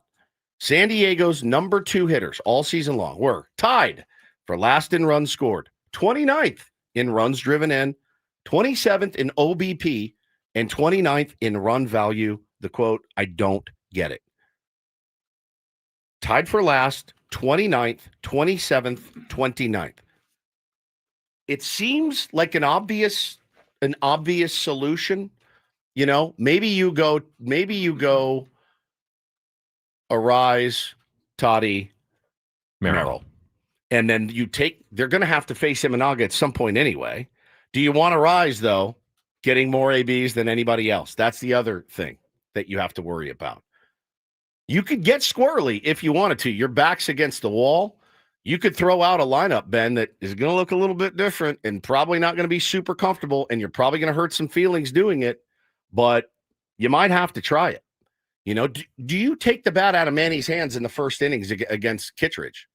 Because he's only going one, is my guess. If you counter with 2 lefties at the top, that kind of, okay, now I got matchups I want. I don't think they're bumping Manny below 4. And now Xander was great yesterday. He's been such 2 hits, smoked another one for a line out. I mean, Xander came through. Such a better postseason performer than Manny. So much better. But I don't think he's going to hit ahead of Manny. I really don't see that happening. So you're hoping if you do move Manny down to the cleanup that he does get up in the first inning. Yeah. That you're getting some runners on and he's getting that opportunity.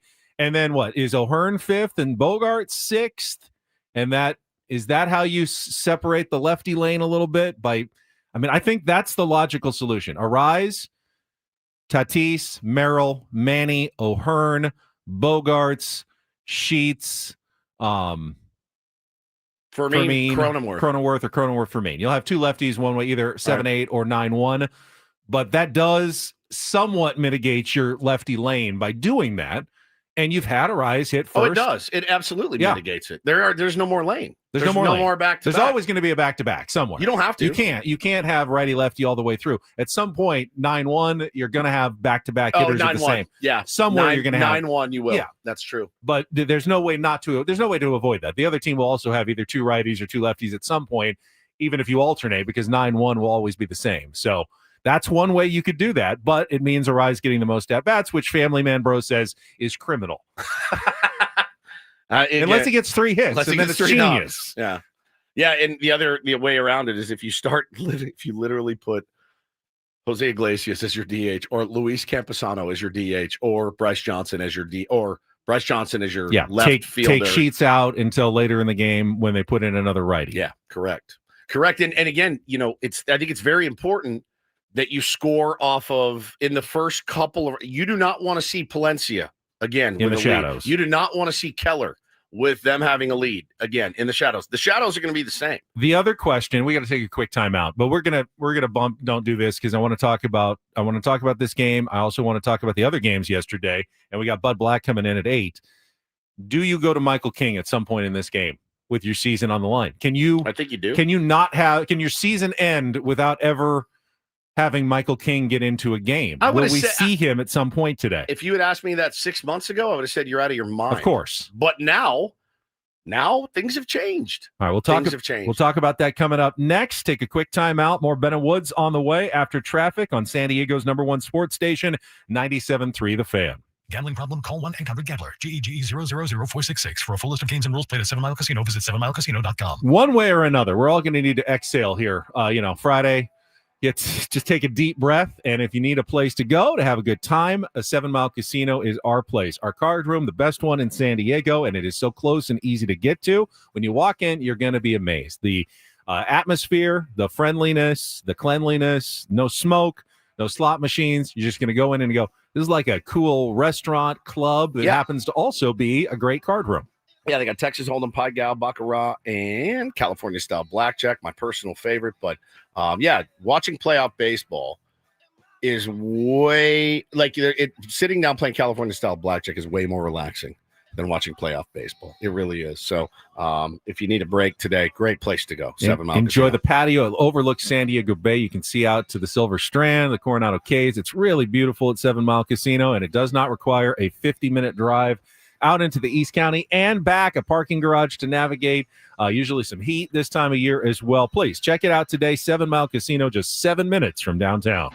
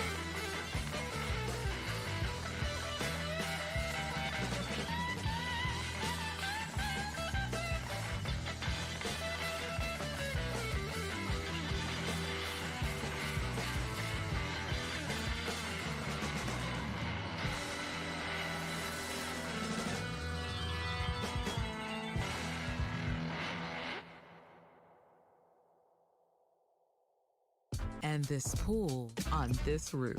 This is all for you. The all-new Humul Casino Resort, now open.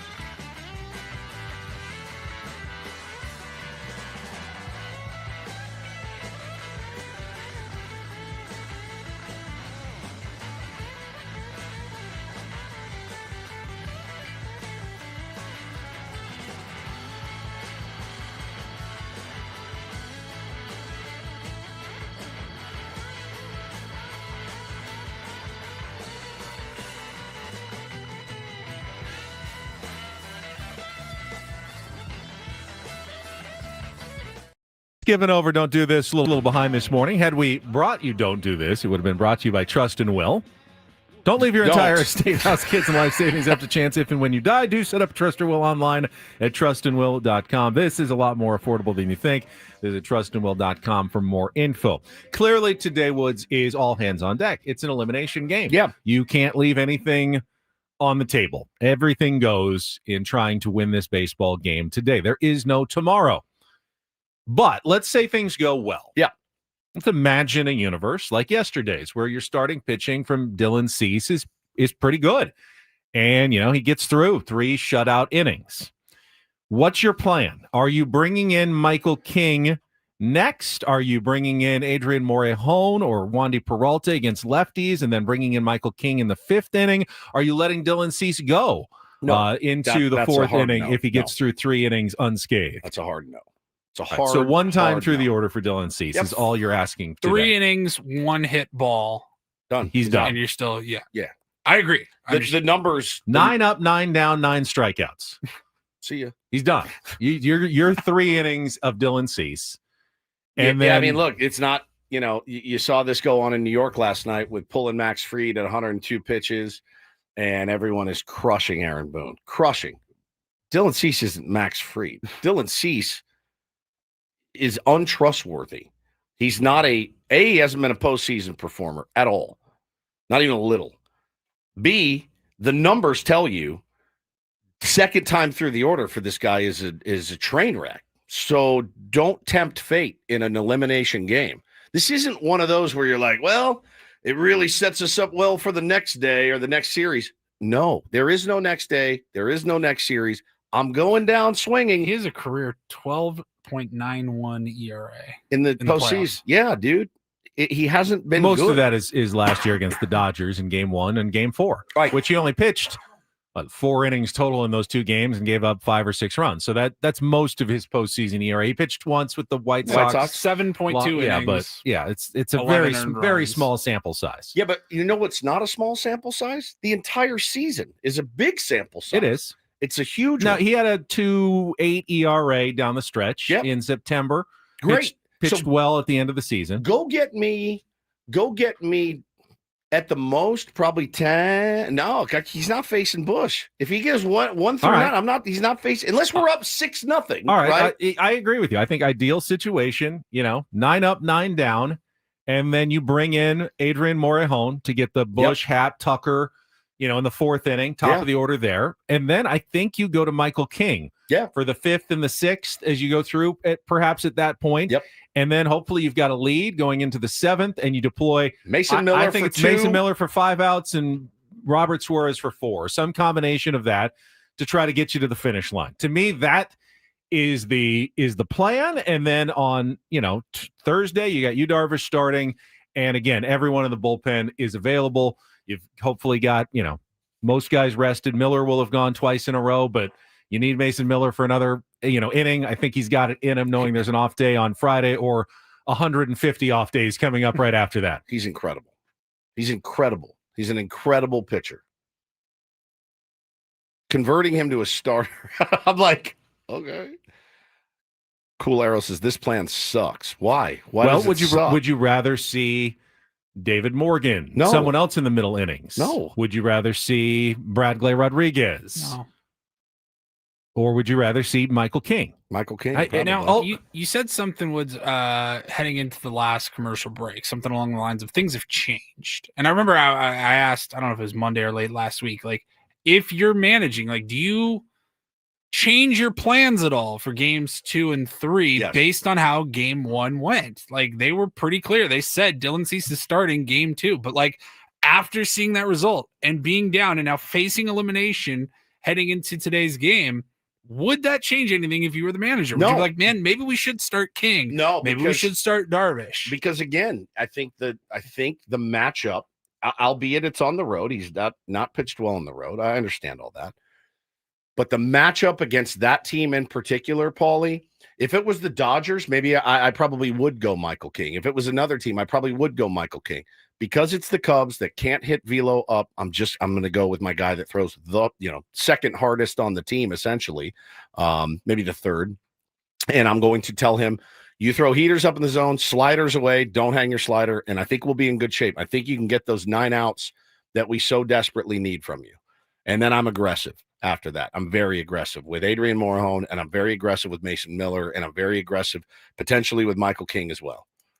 I said early in the season, repeat it again. I don't think the Padres were going very far without Michael King being Michael King in the playoffs. There's a chance he could still be Michael King, but if you don't use him today, your season may end without ever deploying him. It may backfire. Which again, though, Benny, it could. Like you said, if you told me 6 months ago, you're going to go to a playoff series and Michael King's not going to pitch, this is before the freak injuries and all that, I would have said, you're out of your mind. He's my game 1 starter. Right? 6 months ago. Game playoffs? Right. 6 months ago, yes. But now, has and he showed you enough in his to say you have to pitch Michael King? But I still think he has to pitch because the goal is to win the World Series. Right. And he's going to have to. If you're going to win the World Series, he's going to have to pitch. And he's going to have to pitch well. He's going to have to start. He's going to have to start in the Division Series. He's going to have to start twice in the LCS, and he's going to have to start twice in the World Series. And if he can't get it done now, well, then it doesn't really matter. But you're going to have to give him an opportunity. So I want to give him that opportunity at some point today in relief of Dylan Cease, because you're going to have to pitch him at some point. So let's see him now. And if it doesn't work out, well, maybe it was never going to work out, and your season wasn't going anywhere, and your postseason wasn't going anywhere anyway. I'm not trying to get guys work. I'm not getting Michael King work. I need Michael King to be Michael King, and there's a chance he will be. We've seen flashes of it. You need him to lock in. But again, might as well start today. It's all dependent on how the offense is going. What's up? This is Michael King. For me, it's all dependent on how the offense is going. If you're up 4, you can give a little bit more rope to Dylan Cease. I'm not counting on more than a couple of runs. I think you're going to have to win a low-scoring game. How could you? Right. You can't. You can't. You can't. You'll be going up against those same tough pitchers as yesterday. Ultimately, if Cease gives up 2 first-run innings and that's it, and pitches fine after that, do I have to stay? And we lose 2-0. Still in a lot of trouble. If we give up like a bunch of runs in the first, do we have to stay at Park 101? I'm assuming we do, because I'm going to want to walk out the door. You can drink heavily. Then I can't. I got kids. Paulie will give you a ride. I got a family. I got baseball practice. I'll be on a scooter. Should get a little sidecar for that thing. Please get a sidecar for your scooter, and I'll sit in it. Great. I'll pay money for that picture. Greatest. Listen, somebody said earlier, man, you guys have no faith. And I said, you're absolutely right. I don't have any faith. You know what I have? I have hope. I don't have faith. I have hope. I'm hoping that miraculously, this team finds its power stroke. I'm hoping miraculously that Dylan Cease. I don't think they need a miracle. It's not to the extent of a miracle. It's not Clevenger and we saw a lot of home Arrieta. runs in September. I mean, they have a power stroke. Will they come out today? I don't know. But it doesn't need a miracle. But it's hope. It's not faith. But you'd also be delusional to expect it to happen today. Correct. I don't expect a big offensive output. What about this team has told you, oh yeah, they got 8 runs in them today? Not much. Not much. The Friar hopeful. Yes, that's exactly it. And the Friar hopeful stand as one. That makes more sense to me than the Friar faithful. For the hopeful. For the hopeful stand as one. Our friend Bev Aquafina says, Polo spent a mint. He built a very flawed, inconsistent lineup. It's the culture. It's not the lineup. Well, every baseball player is inconsistent to a certain extent. They are, but it's again. The lineup is less flawed with Ramon Laureano. There's no doubt. It's definitely more flawed without him, especially against all the lefties that the Cubs had. This was a bad matchup offensively for the Padres. I think pitching-wise, pretty good matchup against the Cubs, but offensively, bad matchup against all their lefties, 100%. again with no Ramon Laureano. Well, let's stack 5 in a row today and see if that works. All right, we'll see. We will have a lineup probably before the end of the show. We will hear from Mike Shildt before the end of the show. If it's the same one, you might watch me. Like, you might watch me pull my hair out with my own hands. We will get thoughts the same lineup from another longtime manager in studio coming up in about 25 minutes when Bud Black joins us. When we come back, though, I want to talk about some of the other games as well in Major League Baseball. Yesterday, we are elimination day for 4 teams in Major League Baseball, not just the Padres. That is coming up next on San Diego's #1 sports station, 97.3 The Fan. First, though, SDFatLoss.com was my way to lose weight. I did it 2 summers ago.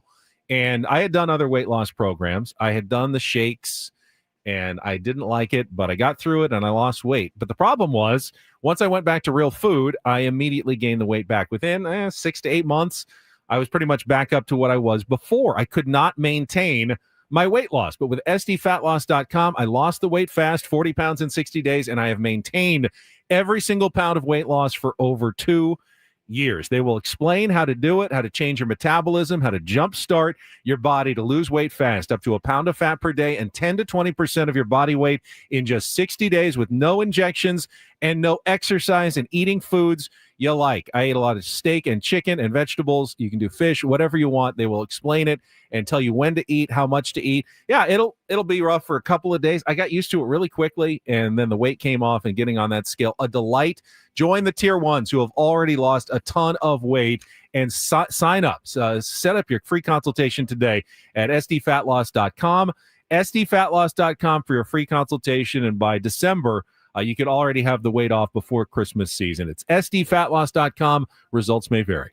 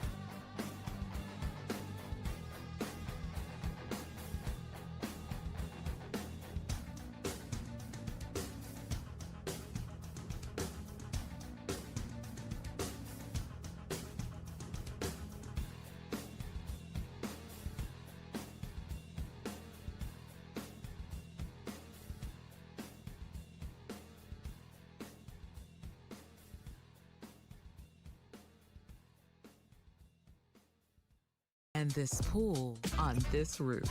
This is all for you. The all-new Humul Casino Resort, now open.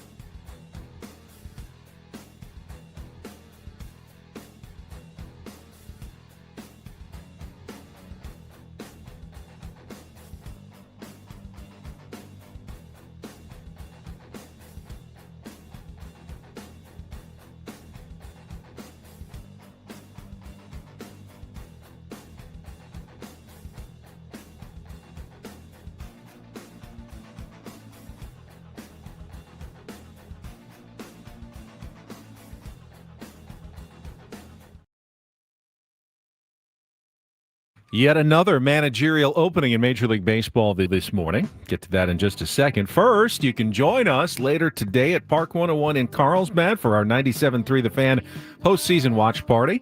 Ben, Woods, Paulie, Braden, Chris, Graby, I think Italian Paul will all be out there watching the game starting at noon today. Park 101, a bi-level sports bar, rooftop deck, huge screens, North County's best barbecue, craft cocktails, and we'll be giving away autographed baseballs and a signed Xander Bogaerts jersey, all presented by Estrella Jalisco Light Mexican Lager. Join us today at Park 101, 3040 Carlsbad Boulevard in the Carlsbad Village. Brian Snitker has announced he will retire as manager of the Atlanta Braves, but will stay in the organization, adding yet another managerial opening. We thought it would be a very quiet Black Monday / Tuesday / Wednesday. We were wrong about that.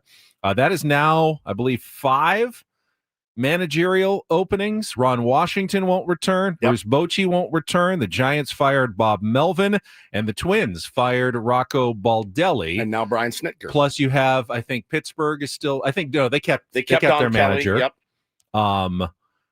The Rockies, though, will be looking for a new manager, I believe, as well. Potentially. After their interim, potentially. So as many as 6 openings right now in Major League Baseball. With a lot of good managers on the sidelines. Our friend Skip Schumacher, David Ross has been talking about, who was the Cubs manager before they kind of kicked him out the door for Craig Counsell, trying to get back into the game. It'll be an interesting hiring season coming up for potential skippers. Yeah, I wonder. Buddy Black's going to be joining us in just a few minutes. I wonder, what he's been doing since. Why is he not interviewing right now? I know. Maybe he is. We have no idea. But does he miss it? Does he want to get back into that dugout? You know? All right, let's check traffic, and then when we come back, we'll look at the other 3 games yesterday in Major League Baseball before Buddy Black joins us coming up next here on 97.3 The Fan. From the 855 Get Ross Traffic Center, protecting San Diego after accidents or injury, here's Kelly Danick. Traffic is sponsored by Jack in the Box. Got a few problems here, guys. One of them's a crash on westbound 54 right at the 805. Those vehicles are in the center divide. Also, stalled car northbound 15. Just before Ocean View, it's got that right lane blocked. And South 15 added again in the North County. This time it's an accident on or near the El Norte exit. Pickup truck involved in this one. Just watch out for a little activity there. Your hunt for the perfect breakfast sandwich is over. Jack in the Box's sourdough scramblers starting at $3.49. Come with toasted sourdough, scrambled eggs, melty cheese, and your choice of hickory smoked bacon or grilled sausage. Then does you one better by being available all day. And Kelly Danick with Ben and Woods, San Diego's #1 sports station, 97.3 The Fan. Playoffs started just minutes after our show yesterday, and just minutes after that, the hottest team in baseball going into the postseason, the Guardians, made a mess of things. A first-inning unearned run against the Detroit Tigers, and then another unearned run off Gavin Williams on a squeeze bunt in the 7th inning. The only 2 runs the Tigers needed for Tarek Skubal, who was absolutely nasty. That's an ace. That's what an ace looks like right there. You can have your team can have an ace, a guy you consider an ace. That's an ace right there. 14 strikeouts, 7 2/3 innings, gave up just the 1 run. And it looked like it might be enough for the Guardians to stay in that game, but Detroit pulls out the win. The coldest team going into the playoffs is now 1 win away from advancing. The hottest team 1 loss away from being eliminated on their home field. And another big mistake in the 9th inning. Jose Ramirez, the tying run, gets to third. Nobody out. And a quick comebacker on the mound, and he was caught too far off with a secondary lead, trapped between home and third, erasing the tying run for the first out. Ouch for the Guardians. Brutal. Just as brutal of a scenario as you could come up with if you're the Guardians. The place went bananas. Ball was thrown away. He actually kicked it down the line, involuntarily kicked it down the line and got all the way to third base. And you're like, we got it. We're at least going to tie this thing. They didn't. Very poor execution by the Cleveland Guardians. We are also very familiar with poor execution yesterday. Runners on third and less than 2 outs. Guardians will now face elimination today, and in a surprising announcement, they are starting in center field one of their top prospects, and not one they had brought up before, making his major league debut. Chase DeLauter, yes, is going to start in center field for the Guardians today. I don't know how you explain that necessarily, but that is something. Offense. You explained it because you want offense. Now, again, making your debut is got to be terrifying at the big league level. Making your debut in an elimination game in Cleveland is got to be the worst feeling of all time. And and the best. I mean, I'm sure he's tore up the minors. He's ready for it. He's playing center field. He's batting in the 7 hole. Hey, kid, go out and have some friggin' fun. They don't know anything about you. You don't know anything about them. Go out and see ball, hit ball. Ryan Weathers did it for the Padres in 2020, making his major league debut in the postseason. No fans or anything, though. This will be a different situation for DeLauter. Meanwhile, speaking of aces, 2 of them on the mound at Yankee Stadium. Max Fried against Garrett Crochet. What a game. Yankees had the 1-0 lead on just the 1 solo home run by Anthony Volpe in the 2nd inning. Otherwise, Crochet was almost as nasty as Skubal. But maybe more so. But they couldn't score until they took Fried out in the top of the 7th. And Luke Weaver gave up the 2-run go-ahead single to Masataka Yoshida.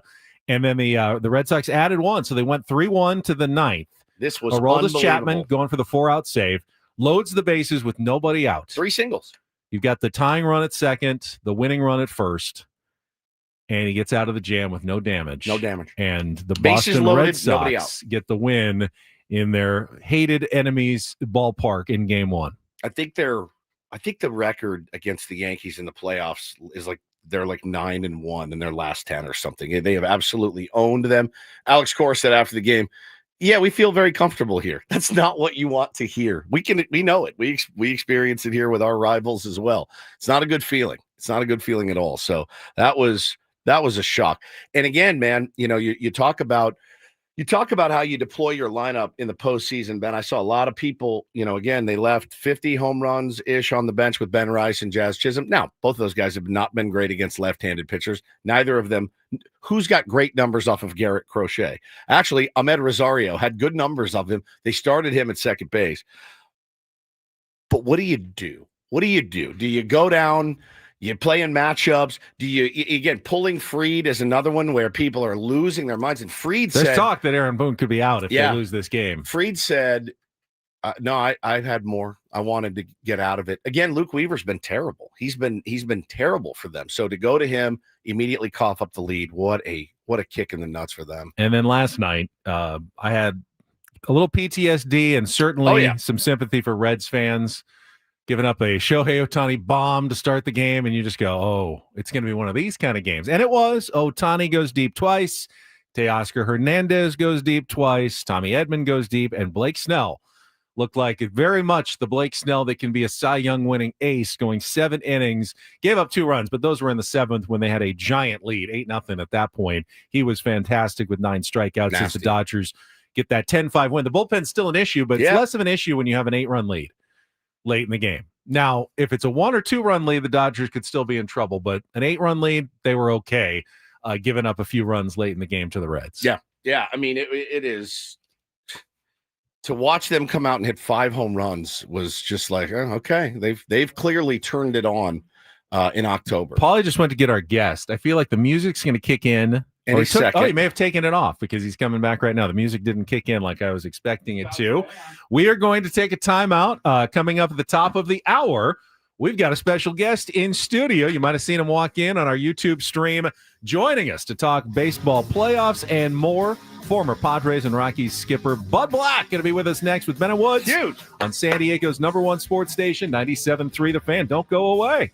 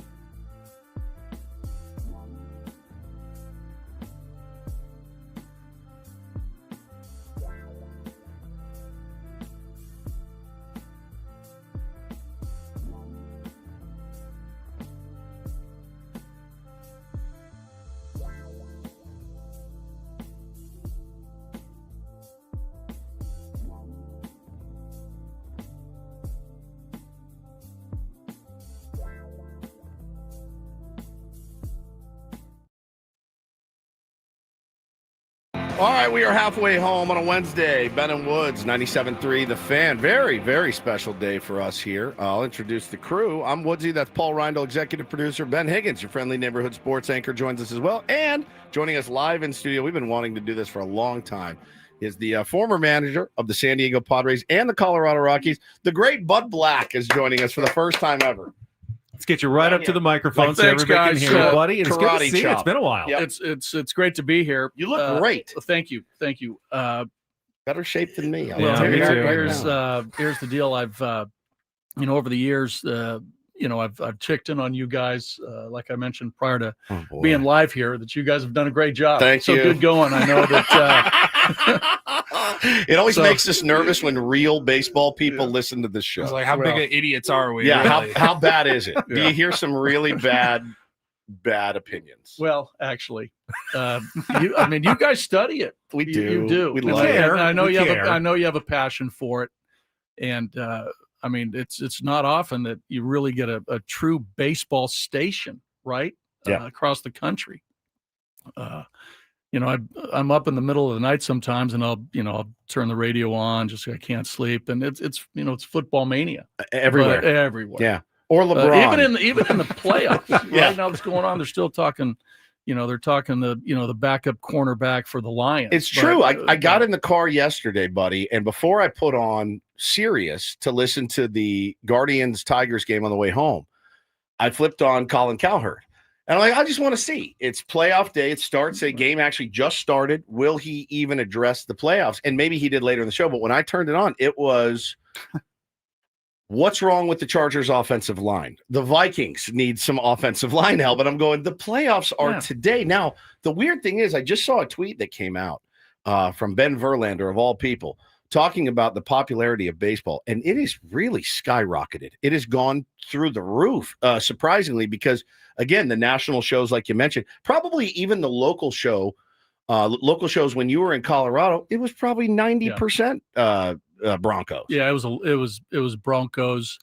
Obviously since Dion's been there, a lot of Colorado football, but heavy football. Baseball, when I first got there, when we made the playoffs, it was rolling a little bit, but still, I think nationally, you're right. Football has taken over, but not for us though, my friend. So I want to know, because you spent the last quarter of a century pretty much uninterrupted as Angels pitching coach, Padres manager, Rockies manager, and then all of a sudden you get paroled a little early.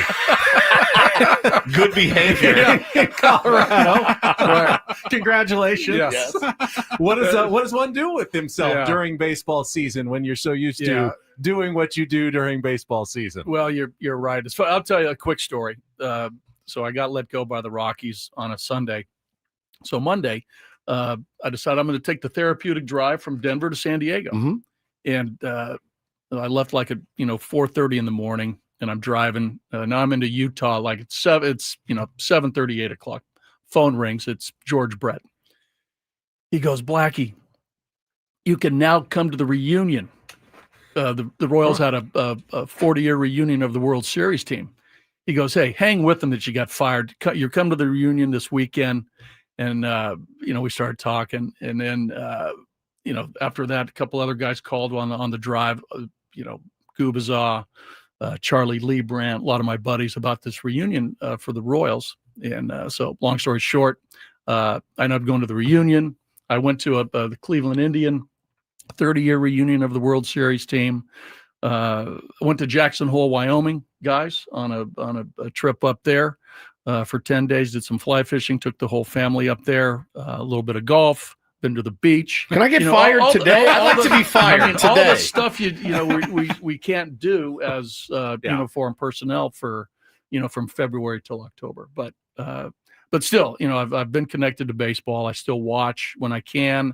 I still follow the guys that I'm close with. Yeah, players, coaches, teams. Flag football, little league baseball. Little league stuff. I got some grandkids. I think your age sons. Yep. So doing all that stuff. Which is great. I mean, it's so much fun.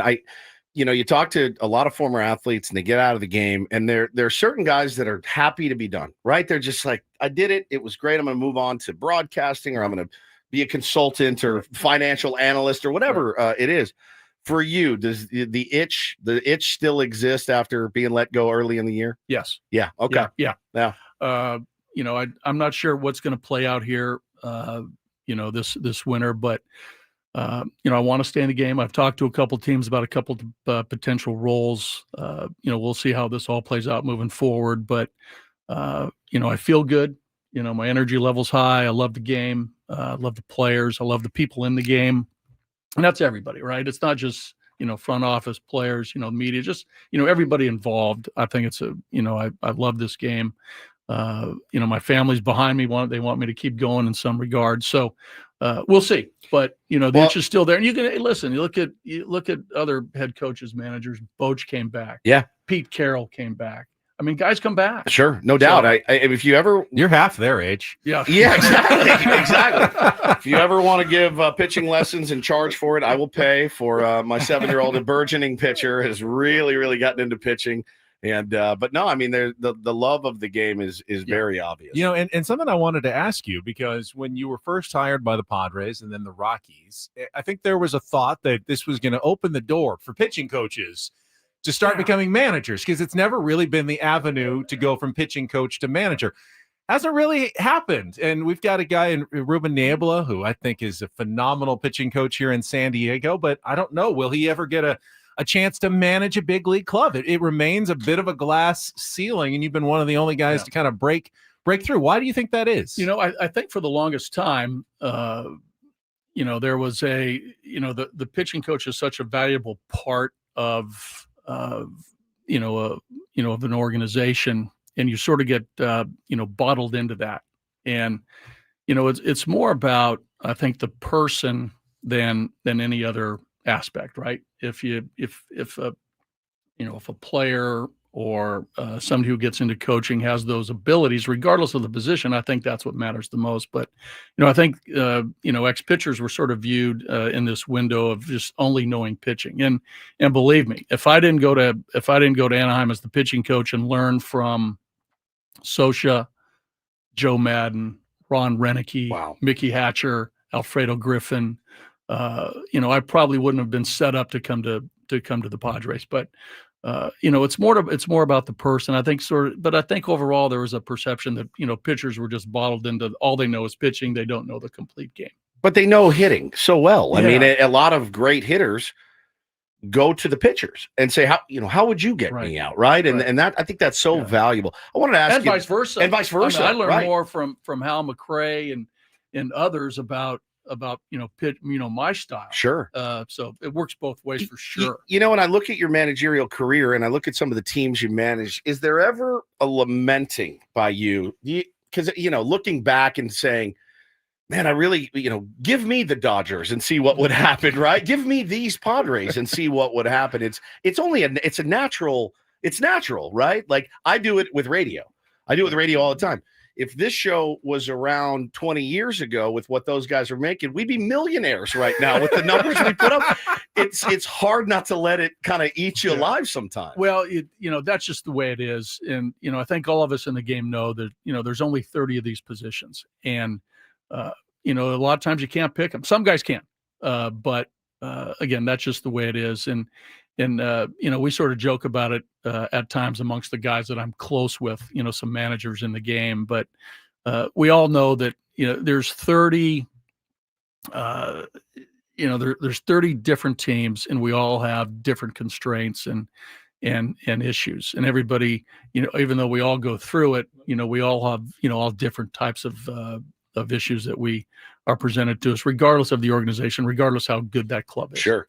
Everybody's listening. I got a text message says, "Tell Harry Black that Marvin Agler says hello."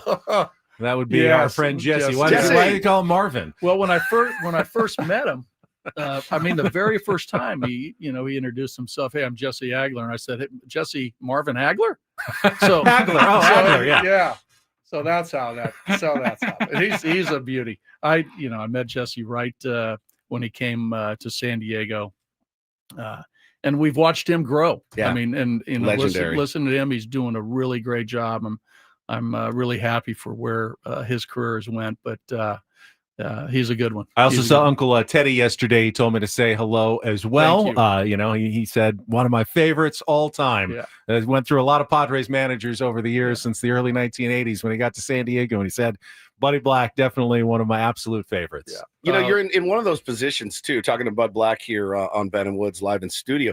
In one of those positions too, I remember after you got let go, there were a couple articles written about the Rockies as an organization and how behind I think they were in some aspects. And, we've had those articles written about us here in San Diego. You make adjustments. The thing is, they haven't really made those adjustments there yet. And, it does feel like one of those organizations, same with maybe Pittsburgh and things like that had just seemed to be behind a little bit. How hard was that for you to reconcile as the guy that's supposed to go out and win baseball games? Well, it's, I know or that how true are those things? I think that, when you're in that chair and you're part of it, you're always talking about, the processes that need to take place. So, I mean, again, the Rockies have done some things in the last couple of years, right? A pitching lab was built in Scottsdale. Yep. They have, there's been a turnover in the analytic department. They're trying to beef that up. So the process is happening as we speak. They're trying hard to, to do within their means to get, up to speed. And nobody's going to catch, some of the teams that have, huge revenue streams Sure. who can really build out departments. But, the Rockies are doing as much as they can, as other clubs are trying to do some things too. But it still comes down to, in a lot, it's a blend of all that, Woodsy. It's a blend of, scouting, player development, analytics, working that all together. And I know that the Rocks are doing everything they can, to try to get there. Well, and as it can be such a dirty word with so many players. I see it, or so many former players, former managers. We saw it all over Twitter last night. Oh, here we go again. Aaron Boone managing by the analytics instead of the feel and all that. It's really like the worst job of all time. I mean, it's got to be like the worst job in the history. You have control over things, right? You have control in that maybe you make the lineup card, you guys get together, you make the lineup, then the game starts and your third baseman swinging at sliders out of the zone. You're like, it's not really on me, but I'm going to take the fall for this. And do you think generally, there is a lack of feel by a lot of managers these days? I don't think so. I think, to get a managerial position, I mean, you have to have the wherewithal going in to be able to handle it. And I again, I mean, you said it. I mean, you have a lot of things under your control, but once the game starts, the true battle between the pitcher and the catcher is there. The infielder and the ground ball, the outfielder and the fly. I mean, all those things that's competition. That's what happens in the game. But, I really feel that all managers are equipped to handle all this. And the things you have to go through, the things that we have to go through on a daily basis, on a hourly basis, sometimes on a minute basis, is a lot more than what people think. Oh, no question. I do want to ask, now that you're no longer with the Rockies, you can feel free to be honest about this, and it's been driving us crazy for years. How did Charlie Blackmon always own just the Padres every single time? What did we do to him? Did we cut him? Did we not give him a look? Like I know that the career numbers were really good. Oh my God, I think like 600 or something. Astronomical. I'm not sure, but I mean, I'll say this. I mean, of all the players that I've had, I'll go back to Anaheim and then San Diego. I mean, Charlie's in my top 5 of guys who, really did it right. I mean, what a student of the game. He's really sort of a self-made player. A junior college pitcher.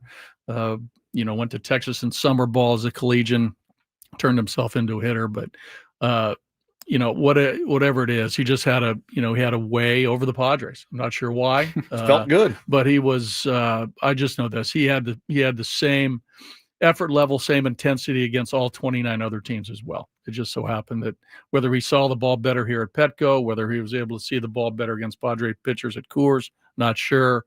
But I always felt good about Charlie. when he was playing the pods. Pencil him in every single time for sure. We're going to take a quick time out. Buddy Black's in studio, is going to be with us. And when we come back, we'll get the answer to the question that everybody wants to know. How would you have managed yesterday's game better than Mike Shildt and won it for the San Diego Padres?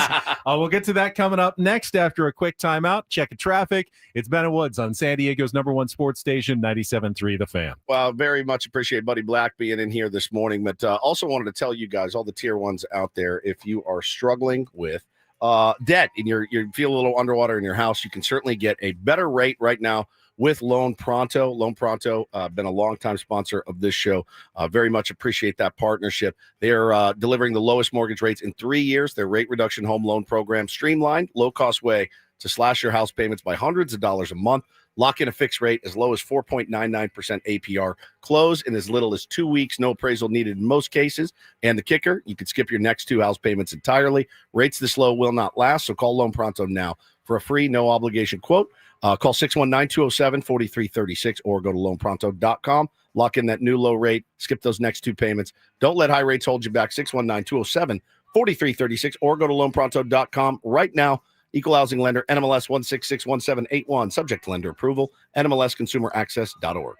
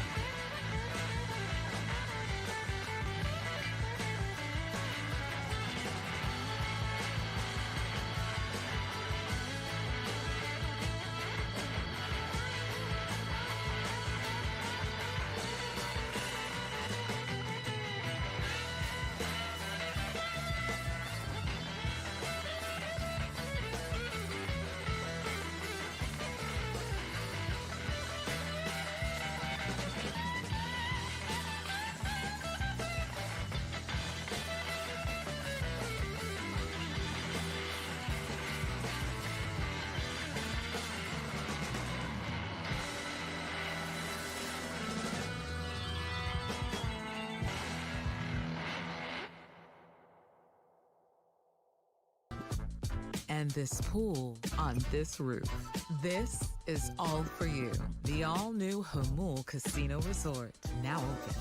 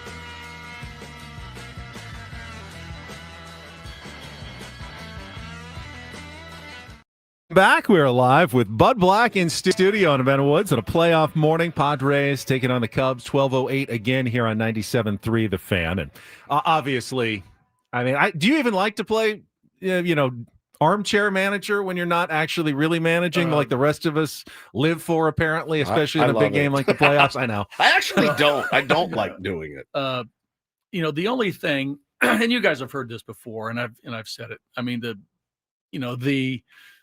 manager and the coaching staff know the players more than anybody. Yep. Right. Intimately. And as much as you guys and fans talk about the game, the coaches and the manager and the organization talk about it times 10. Yeah. So they know their personnel. They know, what's going on, to a T with all these players. So I think it's natural. Whether, in baseball, I always know there's a reason behind certain things, even when things look real funky. And, there are things that, some players will do on their own out of nowhere that, might be a little raise your eyebrow a little bit, even as a manager in game. And you guys know in football, right? I mean, I've watched football, I think we all know a little bit of football, but I never question why did we run on 3rd and 4? Why didn't we pass? Right. But I think it's natural, and that's part of the beauty of sports, right? Is to I don't know whether it's questions a word, but talk about a player or something that happened. Well, I've learned a lot in doing this show with Ben and Paul and talking to the fans and talking to skippers and I've learned a lot. So what I don't do anymore is I don't really question like the bullpen decisions because I've said many times, not only is managing the worst job of all time, managing a bullpen has got to be it got to keep you up at night sometimes. That's the thing that the manager has to be the best at. The best. I mean, that's the thing that, any young manager who's asked me, give me some advice, and, we'll talk about many things, but, the number one priority this day and age is handling the pitching staff. And again, it comes down to, I would assume before the game, it would be, how are you feeling? Got one for me today? Like what? Yeah. And all that stuff goes into those decisions. Yeah. Nobody makes any decisions willy-nilly. Like, my gut tells me, it's more of like, I talk to him.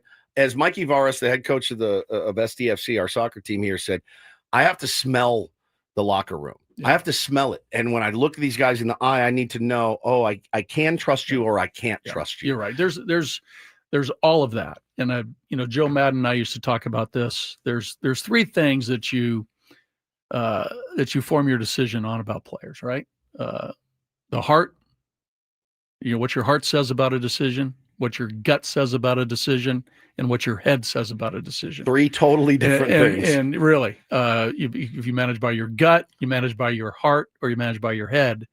The best way to go is manage by your head. By your, what you're thinking, your brain, what your brain tells you.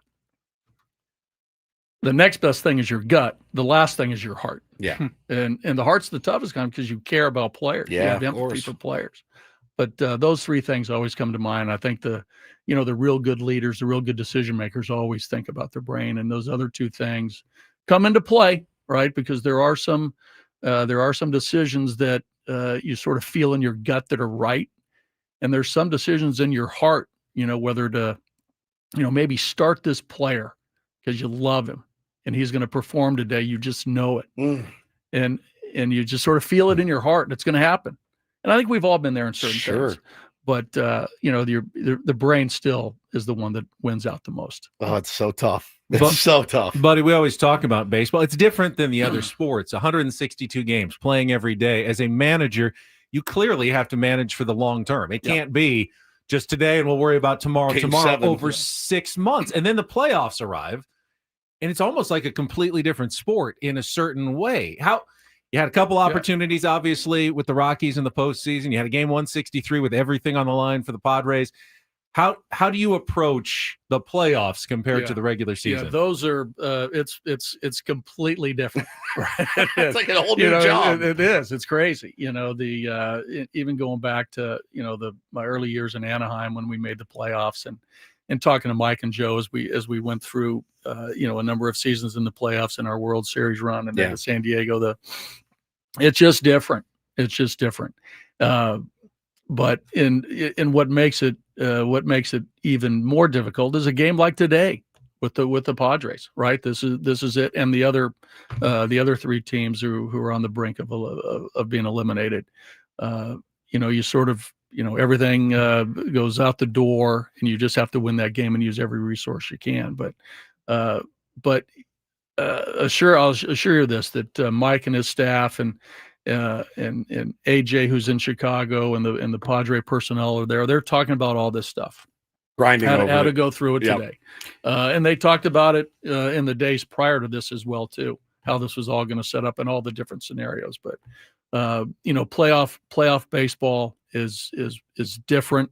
Now a 7-game series, it's a little bit more like it, right? Yeah. When you get into the ALCS and the World Series, it's a little bit more, mapped out, planned out, a little bit more like a potential regular season. But you get down to games like this, man, heads up. I was just going to ask, like, how much different is it, in a 5-game or a 7-game series facing an elimination? Guys have, the rotations moved around a little bit.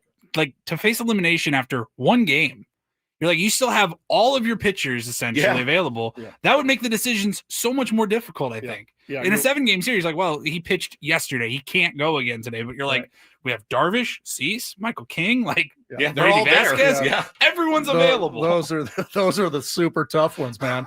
Yeah, I mean, like I caught you guys just a little bit driving in about Cease and what to do here. Yeah. I mean, again, like I said, the staff knows, all their players more than we do.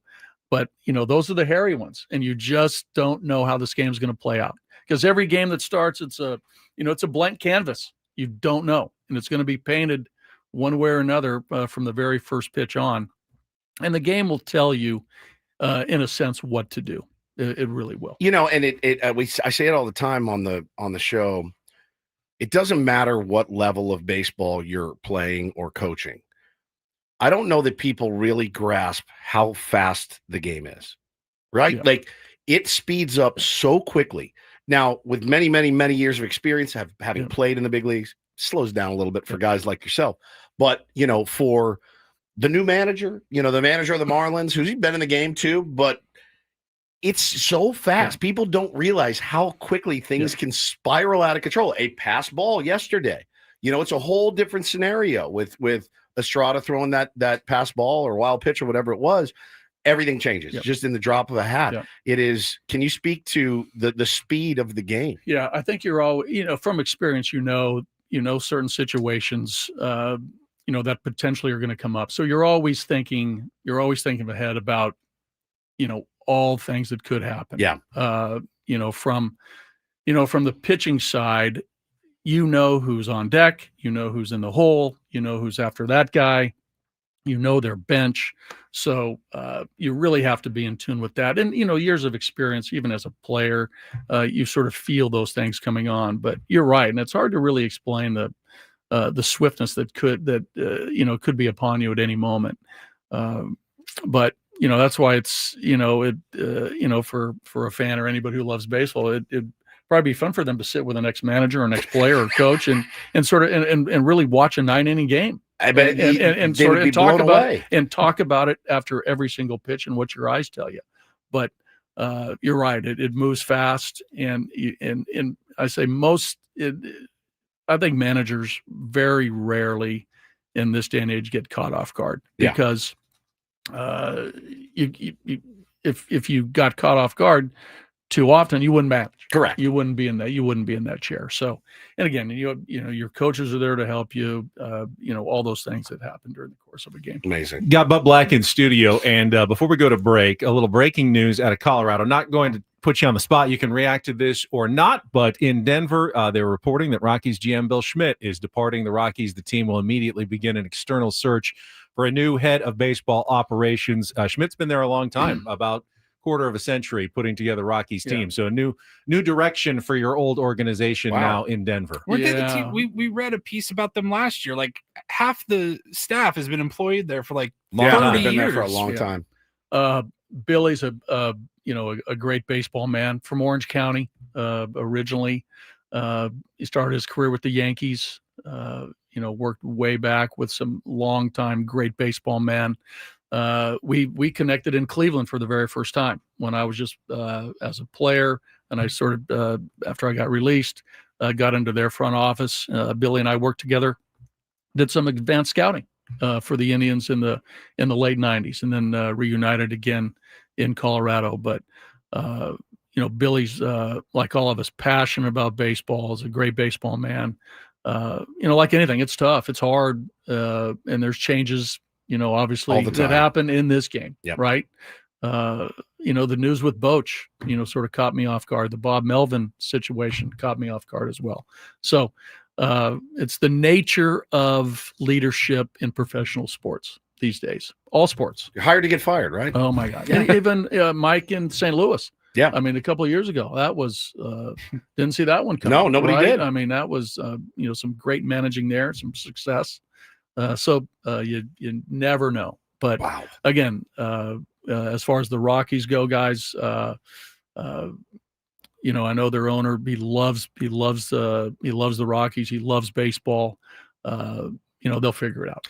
Well, I don't know if you want to make any easy money as a broadcaster going forward. You certainly could. We'll give you a little test. You can put your analyst hat on. We can talk about the Wildcard series going on. Well, we're not gonna go play against Woods. No, you can classic rock. You 70s. can take me on if you want. You want to take on Woods? I would love to do it. I'm all here for it. 70s rock, Ben. Right? I will come up. I will find the right category for you, and we'll have Buddy Black take on Woods. Or we can talk about Scooble's punch outs, and we can do both. I think we got one more segment with Buddy Black. I want to talk bunting. We can do both of those things coming up in our last segment. Let's take a quick timeout. More with Bud Black in studio with Ben and Woods on 97.3 The Fan.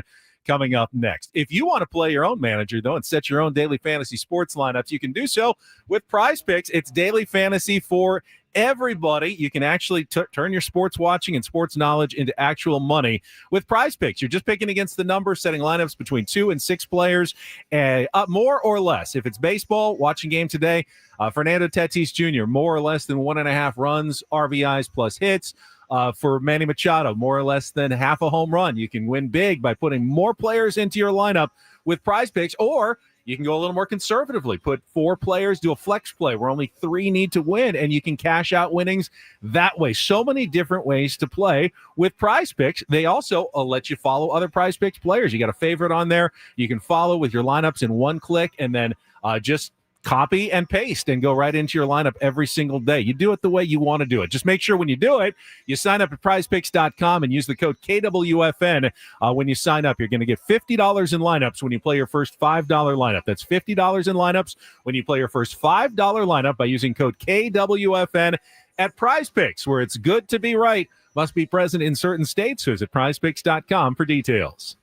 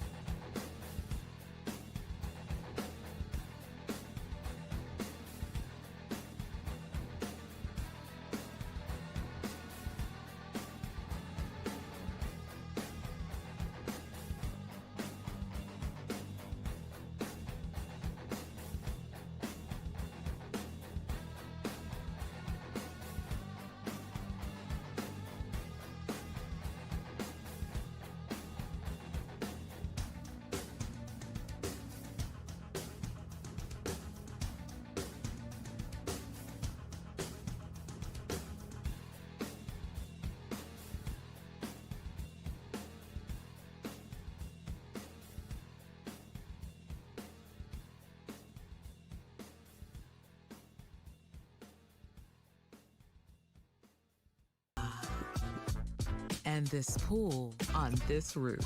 This is all for you. The all-new Humul Casino Resort, now open.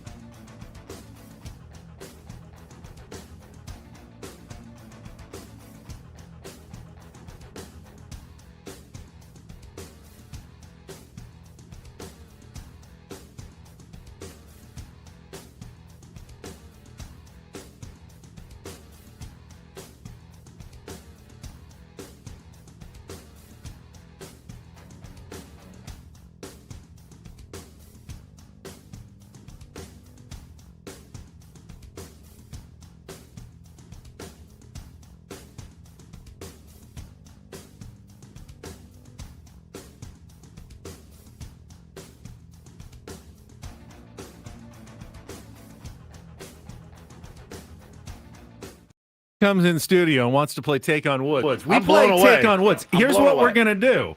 We're going to have a listener call in, and Bud's going to play for a listener for a chance to qualify for the Eagles in Las Vegas. So if you want to call now, 833-288-0973. We'll put you on hold. We'll let you say hi to Buddy, and then Buddy's going to play Woods for a chance for the Eagles in Las Vegas. We'll do that coming up after traffic on 97.3 The Fan. Get Ross Traffic Center, protecting San Diego after accidents or injury. Here's Kelly Danick. Traffic is brought to you by Park 101 in Carlsbad, North County's football headquarters. Crash being cleared out of middle lanes on southbound 5 coastline near Tamarack. Also an accident clearing from the El Norte Parkway off-ramp of southbound 15. Now an accident westbound King Freeway near Federal. This one is in the center of Vibe, but fire crews got that left lane blocked and getting reports of a car fire on northbound 125 just before Navajo Road. It's mostly over to the right shoulder and northbound side of the 805 before Mesa College. Collision involving couple vehicles. Looks like this one is in middle lanes. Football is back, and Park 101 in Coastal Carlsbad is your game day headquarters, 10,000 square feet, 19 TVs, Bills, Packers, club specials, cocktails, and ice-cold beer. Park 101 in Carlsbad Village, North County's home for football. And Kelly Danick, Ben & Woods, San Diego's #1 sports station, 97.3 The Fan.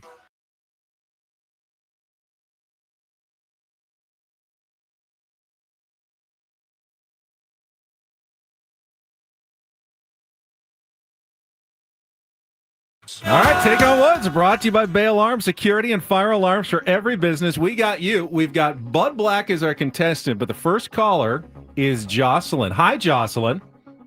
Hi, good morning, you guys. Say hi to Buddy. He's going to be playing for you for the Okay. chance to qualify for the Eagles at the Sphere. Coach, I know Dana Olson, my daughter's 4th grade teacher. That's a longtime friend of your daughter. Right. Just had to say that, and I love you. But no And extra good luck. pressure, right? Okay. No, yeah. All right, so if Buddy can beat or tie Woods, you will qualify for the grand prize trip to the Eagles at the Venetian, 2 nights, the tickets to the show at the Sphere, the VIP package, the $100 gas card, all of it. You can get your own tickets at Ticketmaster.com. Now, you know the rules, Buddy. You've heard the game before. I do know All the right, rules. so Yes. we've got all 2-second songs. The category, I pulled this one specially for you. It's called King of the Jungle. We have 5 songs that all include the word jungle in the title. Paulie's got the little music. He's going to play you each clip. You're going to have 60 seconds to try to identify as many of the 5 songs as you can. If you don't know, you can say pass. We'll come back to it if there's time left on the clock. And you need to give me the title of the song and the artist to score the full point. So you got it? You good to go? Okay. All right. Hey, You got this. First off, I'm nervous. Yeah, I would be Let's too. go. A little bit All right, different. So remember the being in your category car, right? King of the Jungle. King of Jungle the in Jungle. every Oh, title. God, jungle. 60 seconds on the clock. Your time begins when Paul plays the music. Good luck, Bud Black. Let's take on Woods.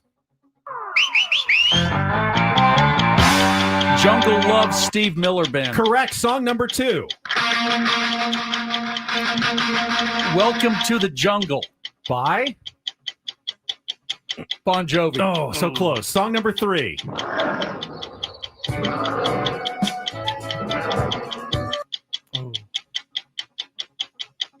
Pass. Song number 4. Get down, get down.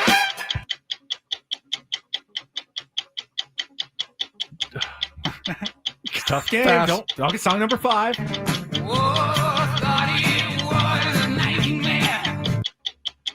Creedence Clearwater Yes. Revival. Gotta Category. What's the category? Running through the jungle. Yes, song number 3.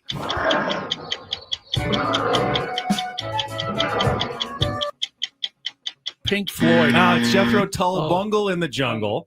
Cool in the Gang, Jungle Boogie. And Yes. Guns N' Roses, it was a great guess. 2.5. I'm giving you 2.5 there for Welcome to the Jungle. All right, let's bring Woods back in. He's gonna run through this category, Yeah, buddy. he'll be I just think fine. so. But God, Jocelyn, dang it. we'll see. We'll see. Buddy's score is locked in. Woods doesn't get the category. It makes it a little tougher. Let's put 60 seconds back on the clock. Woods, your time begins when Paul plays the music. Good luck. Let's take on Bud Black. Jungle Love by Steve Miller Band. Correct. Song number 2. Welcome to the Jungle, Guns N' Roses. Correct. Song number 3. Oh, pass. Song number 4. Get down, get down. Jungle Boogie. Casey of the Sunshine No! Band. Song number 5. Run Through the Jungle by CCR. Correct. Song number 3. I don't know this one. You don't know that Jungle one? Taint? You just snuck out the win, though. Oh, just beat it. barely. Bungle in the Jungle by Jethro Tull. Okay. And it's Should've Cool in known. the Gang is Jungle Boogie. So But, close. yeah. 3-2. Sorry, Jocelyn. Good going. Good try, buddy. It was a very good game. Dang. A very good game today of Take on Woods. Well, you got outmanaged. I mean, it happens from time to time. You know, it happens. It happens. It's all right. All right, let's. Ooh, I'm sweaty. You're both nervous. God, this is great. All right, My makes heart was playoff beating. baseball It's seem like, like a being in the dugout. That's right. piece of cake. Let's quickly go through some of the series here quickly. Just your observations. We got some close games yesterday. I mean, Yankees, Red Sox came down to the wire. Guardians, Tigers came down to the wire in the 9th inning.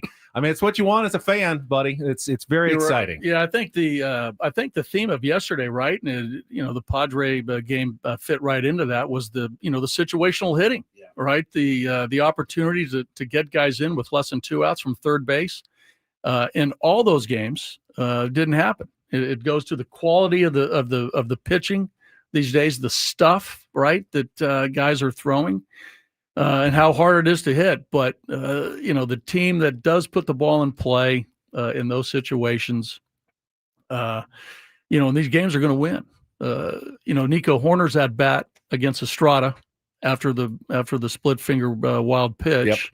Yep. That short little stroke that's sac fly to center field that added their third run, sort of typified what a hitter needs to do in those situations. But it's just the situational hitting was the thing that stood out for me yesterday, and the great pitching, bullpen work across those 3 games, was what I was looking at. And I wanted to ask you too, not to shift gears away from the playoffs, but I didn't want to let you go before asking you what a nightmare it was to manage in Coors Field, because as a fan, I'll tell you, I mean, I'd like to go play in Dodger Stadium, take on the Dodgers with all their boppers and their great pitching. It's like, all right, I feel like we have a chance. The games against the Rockies are the ones that make me nauseous, because I'm like, with talent, we should win, right? But it's baseball. Anything can happen.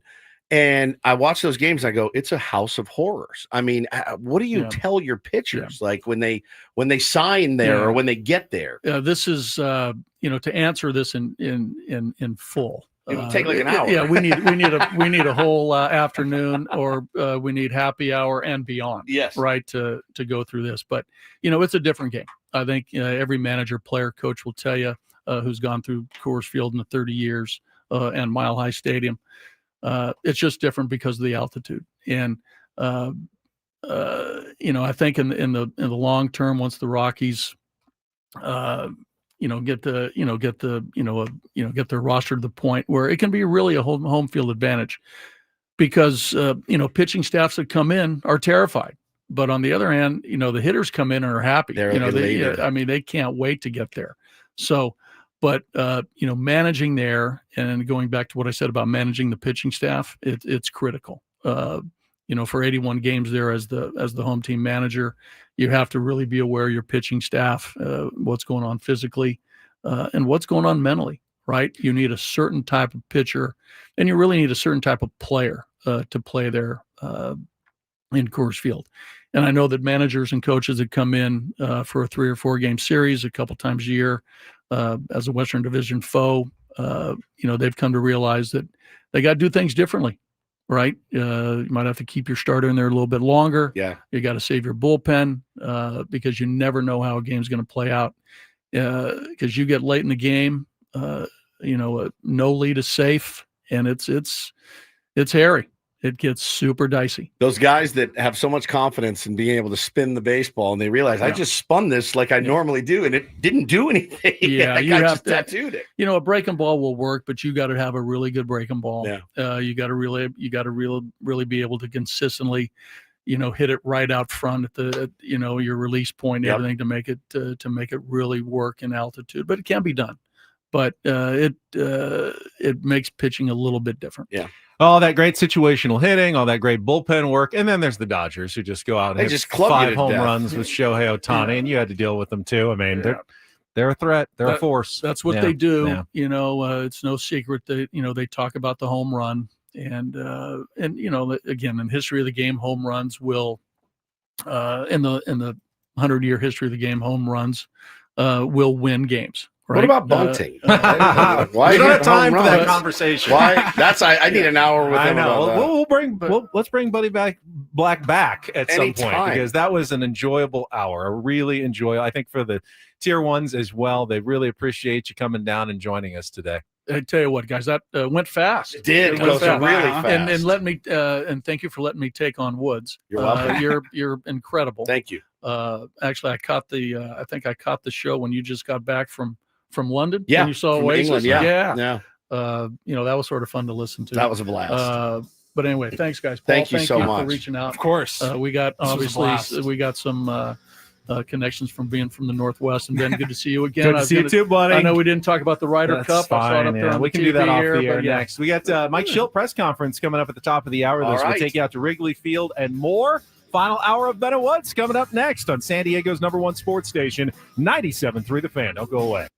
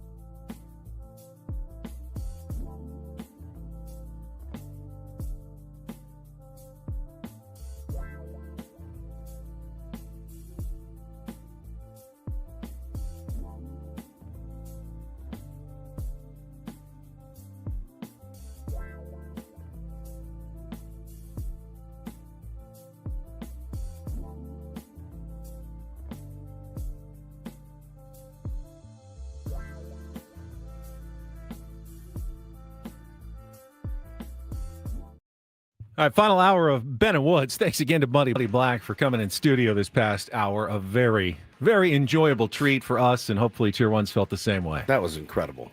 Loved it. All right, a couple pieces of business before we go out to Wrigley Field, and you will hear from Mike Shildt before Game 2. A reminder, once again, we're going to be live at the watch party this afternoon at Park 101 in Carlsbad. Game starts at 12:08. Game 2, Park 101, bi-level sports bar, rooftop deck, huge screens, barbecue, craft cocktails, and more. We're going to give away autographed baseballs and autographed Xander jersey, all presented by Estrella Jalisco Light Mexican Lager. That's today at noon, Park 101.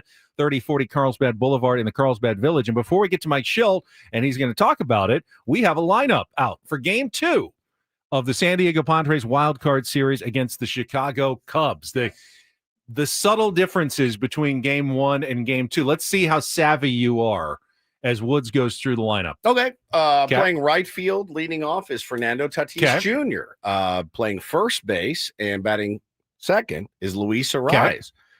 Playing third base, batting third, Manny Machado. Got it. Playing center field in the cleanup spot. I say again, the cleanup spot, Jackson Merrill. So far, similar, very similar to yesterday's. Keep going. Xander Bogaerts will play shortstop and hit fifth. Ryan O'Hearn will be the designated hitter. And then Gavin Sheets will be in left. And Jake Cronenworth will be at second. And then Frederick Fermin will be catching. All right. So after yesterday's game, in which the Padres only scored one run and were exploited their left-handed lane at the bottom, Mike Shildt has savvily tweaked his lineup. No, not even a by little. Starting Dylan Cease instead of instead of Nick Pivetta in Game 2. Otherwise, exactly the same. Otherwise, All right, exactly well, the you dance with the girl you brought to the dance, apparently. Whatever that expression. Ben McDonald will say it in a very dance with who brung you. Very folksy way. Yeah, very folksy way. Okay. All right. I hope it works. Yeah. Again, sets up nicely for Shota Imanaga. Sets up nicely for Andrew Kittredge. Two righties. Gets two righties in the first three batters. That's what Craig Counsell was going for. Mike Shildt, obliging. Here are your two righties that you get for your opener. And then switching over to Shota Imanaga, who will have that lefty lane at the bottom of the order. And then presumably second time through, we'll just have to face the top of the order once and then get through the lefty lane again the second time through. Of course, the Cubs do not have to treat this like an elimination game, as they have a bit of a safety cushion called Game 3 if they don't win this one either. So that's kind of interesting how he has to manage, knowing that I could make sure my bullpen is rested and ready for Game 3 if we do win. They don't have to deploy everybody the way that Mike Shildt does to make sure they win this game, but will they just want to get it done? And, better chance going into a Milwaukee series with an extra day off if they win today. How desperate will the Chicago Cubs be in Game 2 today? I mean, they're going to want to end this. They're going to want to win for sure. They want to win. But do you chase, like if you're trailing 3-1, do you chase with your top relievers, or do you bring in some of your lower leverage guys and save fresh relievers for Game 3 tomorrow? I do get the sense that they're going to go after the win. I do. I think they're going to go after the win. That means you'll see Palencia again, probably Pomeranz. I mean, I think you'll go for a win. All right, you just heard the lineup. Let's hear from the man who filled it out. Our coverage of postseason press conferences is presented by Trust and Will. Don't wait for extra innings. Protect your family's estate today with Trust and Will. Here's Mike Shildt from Wrigley Field. AJ over here on the right. Hi, Mike. Hey, AJ. Obviously, the Cubs are going with a little bit of a different pitching strategy today. I'm wondering if that tempted you at all to move things around in your lineup and why you ultimately settled on going with the same group. I actually like the lineup against righties. Toddy's been really good against righties. Louis better against righties. Manny's splitty, and Jackson's better against righties. So I feel pretty good about our lineup. The 6, 7, 8 lane, obviously those guys are all going to face lefties, and you know that going in. What gives you confidence in what they can do against left-handed pitching? Is it given what they've done this season? Yeah, the same thing that people wrote about, talked about, pontificated about all season. There was a time where, I didn't play the lefties and people were going crazy. All right. So we have lefties that are really talented and they're going to play and they're going to hit. And they've been doing it since they were old enough to pick up a bat. I had a lineup in 2010 in Johnson City, had 6 straight left-handed hitters. Yeah, won the league and set a league record for wins. So, I think we're going to be okay. A few more for Mike. AJ. this team obviously has a lot of experience in these kind of games. Right. How much do they draw on that when it is a game like today where it is win or go home? Yeah, I think there's no question. There's a group that has experience. There's a talented team. Like I said yesterday at the end of the game, we were definitely disappointed. Clearly rather be up 1-0 than down. But this is a group that believes themselves, has been there, done that, is going to show up and play as good a baseball game as we can possibly play again. Played a good game yesterday, just didn't go our way. Go to Sam on the left side in the back. Mike, what did you like about having Dylan on the mound here in game 2 today? Well, Dylan's, first of all, he's one of the best strikeout guys in the league. He's had success in this town. He's had success in this stadium against this club. And he's got, 2 elite pitches that, on a given day can dominate. So, there's a lot to like. Come over here, middle on the right. What kind of presence has Dylan been for your team all season long? Obviously, his numbers maybe aren't exactly where he would want them to be, but just in general, what does it mean to see him go to the mound every time? Yeah, quite a bit, actually. We've had 2 consistent guys that have taken the ball basically every 5 or 6 days, depending on how we've been able to parcel out the rest. But, Dylan's been fantastic as far as taking the ball and posting, and, you're going to get a plus heater and a plus slider, and that's all we can ask for. Anything else for Mike? AJ? I guess the fact that Dylan had some ups and downs this season and kind of always saw the optimism in him being able to put it together and then kind of sort of did down the stretch. What does that say to kind of about Dylan's kind of makeup, given the struggles he went through and kind of the way he was able to move through them? Yeah, I think, we talked about your question earlier, which was a good one, relative to the experience of the team. There's also experience that Dylan has, right? This guy's been a Cy Young nominee. He's pitched well for us, in the past. He's an established guy in the league, one of the better guys in the league more consistently. So because of that body of work, when things don't go as well, inside yourself in this league, I've done this. So he draws upon that. We draw upon that. And then here we go today. There is Mike Shildt, pregame manager of your San Diego Padres. When I say stand by, that means get off your phone. I didn't hear you. I had my feet up on the desk. Stand by because we're about to come back. Remember your Johnson City Padres taking on the Chicago Cubs with the lefty heavy lineup. Hey, it worked in 2010 in Johnson City. It worked in Johnson City. I know when he said here. The pundits were going crazy. I thought of you. Me? I thought of you. Me? I Just did. me? I thought of you. What are you talking about? And I know what you're going to say. This is not the lineup you were hoping to see today. I also know that Mike Shildt has an uncanny ability of being able to throw things back in our faces later. Fine. Hope I'd he love has to that. see it. Hope he gets to do that again tomorrow. Me too. I feel like I'm kind of like you. I feel like I might have mixed things up a little bit today with that lineup, but he said he had reasons. The man has reasons, and he likes Toddy and he likes Manny against righties just as much as against lefties, so he wasn't going to change things up just because Craig Counsell was going with an opener. And he thinks the lefties are his guys, even against lefties at the bottom of the order. So he's not going to make that change. He's not going to push the panic button with the season on the line for the San Diego Padres. Okay.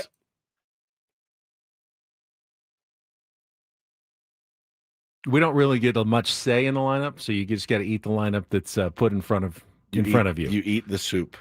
They give you the soup. You can This is the soup today. You either eat it. This is the soup du jour. Or you don't. And the soup du jour is the leftover soup from yesterday. It's the exact same The soup. problem is, sometimes soup is better the next day. I will say that. Chili is better the next day. You reheat it the next day, it's actually better than it was the first day. Yeah, you're like in line and you can see behind the glass. You're like, I want that soup though. Like, no, you don't have that. No, it's right there. I'm looking at it. It's in your system. You've got it. No, it's the soup from yesterday. And we're going to just reheat it. And yes, there's going to be that soup skin on the top of it. It's broccoli cheddar. And it's got that skin, that oily skin on the top. You have to break through it. You got to break through it. And then you get Give a it a little good stir. You don't know when you take a bite, is this soup skin or is this broccoli? It sticks to the bottom of the spoon. Yeah. It's cool. Yeah. It's cool. Well, hope it works. Obviously, I don't want the season over. 0 for 11 at the top of the order. You got to figure it out, He's not boys. going to cut it. Yep. They had some 0 for 11s this season. They lost most of those games. They also had some good games this season where the top of the order mashed. and they won those games. I think that, to me, is where game 2 will be decided. Can Fernando Tatis Jr., Luis Arraez, Manny Machado come up with some hits, some big hits, maybe even one that goes over the fence? Yeah, it'd be great. Conditions look like they're going to be about the same. Wind slightly blowing in. Yep. Should favor pitchers, but not impossible to get the ball out of the yard, as we saw yesterday from Seiya Suzuki and from Carson Kelly. You can hit a home run with the wind blowing in. It's not a gale force wind. It's just a gentle breeze off of Lake Michigan. We need Manny Machado to come through. We need Fernando Tatis Jr. to come through. If they don't, I'm not saying you can't win, but it's going to make it incredibly. It would be surprising. It would be to surprising win without either of those guys coming through. We did it this year. The bottom of this lineup carried the team for stretches. Manny carried the team for stretches. Toddy carried the team for stretches. Again, I don't have faith, but I do have hope. I don't have faith that they will get it done. I do have hope that they will get it done, which is really all anybody has is hope. And they do say it's the hope that kills you. It might today if the season ends today. That's going to be pretty unfortunate because I think this team is better than I think this team is better. I think they can absolutely beat this team 2 days in a row, but you can't win twice in a row until you win once. You got to win today or your season's over and you're going to Cancun. I mean, it's baseball. The Colorado Rockies could go in and win 2 games. And win 2 games on the road. Yep. I mean, it didn't happen often, but it did happen. The Angels beat the Dodgers 6 times this year. Yeah. 6. It's baseball. 6 so there's always a fighting chance in a game like this. When you're talking about a team has an advantage, it's usually like, oh, they have 54% to 46. It still comes down to a lot of coin flip situations, a lot of swings that either are barreled up or slightly missed by about 2 millimeters.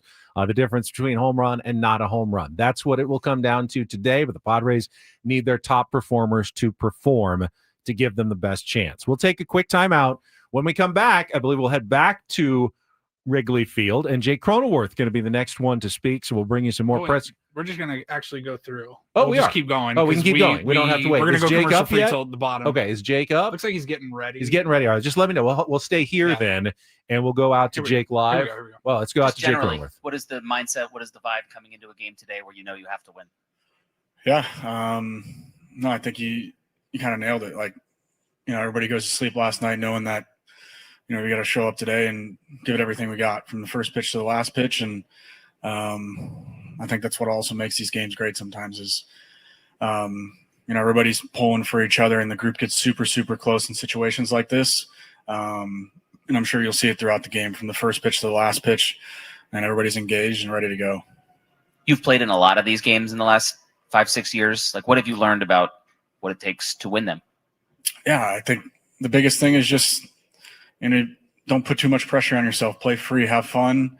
Obviously every single pitch is important on the offensive side and defensive side, but, we got here for a reason. And I think for guys to continue to play the way we played. Jesse. Thinking back to game 2 against the Cardinals in 2020, obviously the home runs were huge, but what do you remember generally about sort of what it was like on the field in the dugout that night? Yeah, I mean, obviously the biggest difference was no fans, but which I'm sure with fans that game would have been pretty incredible. But no, I think it showed, obviously that group is very different from this group outside of a couple guys, but the resiliency and kind of what we were able, it's such a back and forth game and, not back and forth just late, but back and forth early, it was a big home run for them, big homer for us, big hit for them, big pitch for us. And we ended up coming out on top. I think it was just, as we've seen and kind of what I answered AJ's question with, you saw the focus and the competitiveness from pitch 1 all the way until the end of that game. Stay here on the right in the middle. Dylan obviously has a unique ability out there on the mound. What sort of confidence does he give you guys as a team when he gets the ball? Yeah, I mean, I think, Dylan's repertoire speaks for itself, 97 to 100 and seemingly in big games, it seems to be 98 to 100 more often. And great slider, the ability to punch guys out, and kind of limit those big innings. So no, I think the confidence with him is through the roof. I think his ability to go out there and pound the zone today and keep those guys off balance and use his fastball is huge. Jeff?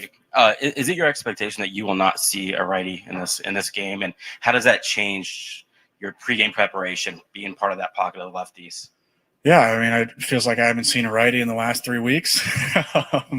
But no, I think it goes back to the preparation piece, kind of looking at who you're going to face, see how they operated yesterday, not just early in the game, but, when Boyd came out and how they kind of matched up against, those three there at the bottom.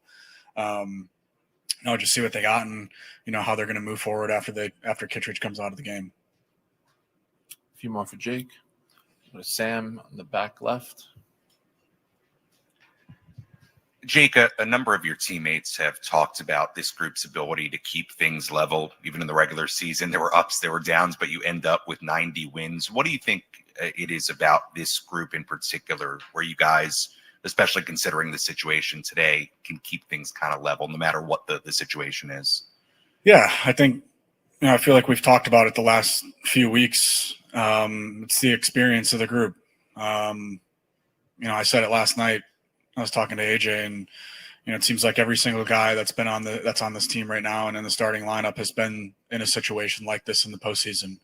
And we can look at the regular season too, the ups and downs, the super hot start to cool off, then another hot stretch, and then slow, and then finish those last two series really, really well. And I think it talks about the resiliency of the group, but more the experience. I think we look at it and look up and down the roster, and you got guys with 10 years, 12 years, 5 years, 7 years.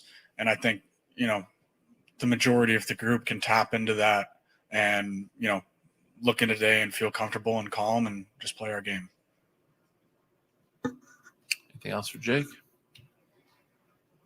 All right, Jake, thanks for coming in. Good luck. All right, that's our live press conference coverage brought to you by Trust and Will. And I thought one of the most telling comments there from Jake Cronenworth was, doesn't feel like he's seen a right-handed pitcher in 3 weeks. Yeah. And clearly the Ramon Laureano injury is part of it. If Ramon Laureano is in the lineup, they the opposing manager, whoever it is, Craig Counsell or whoever the Padres are playing, if you've got like Laureano, Cronenworth, Fermin, you might want to bring in a righty there. And because Laureano's the most dangerous batter. And then Jake gets an opportunity to face righties.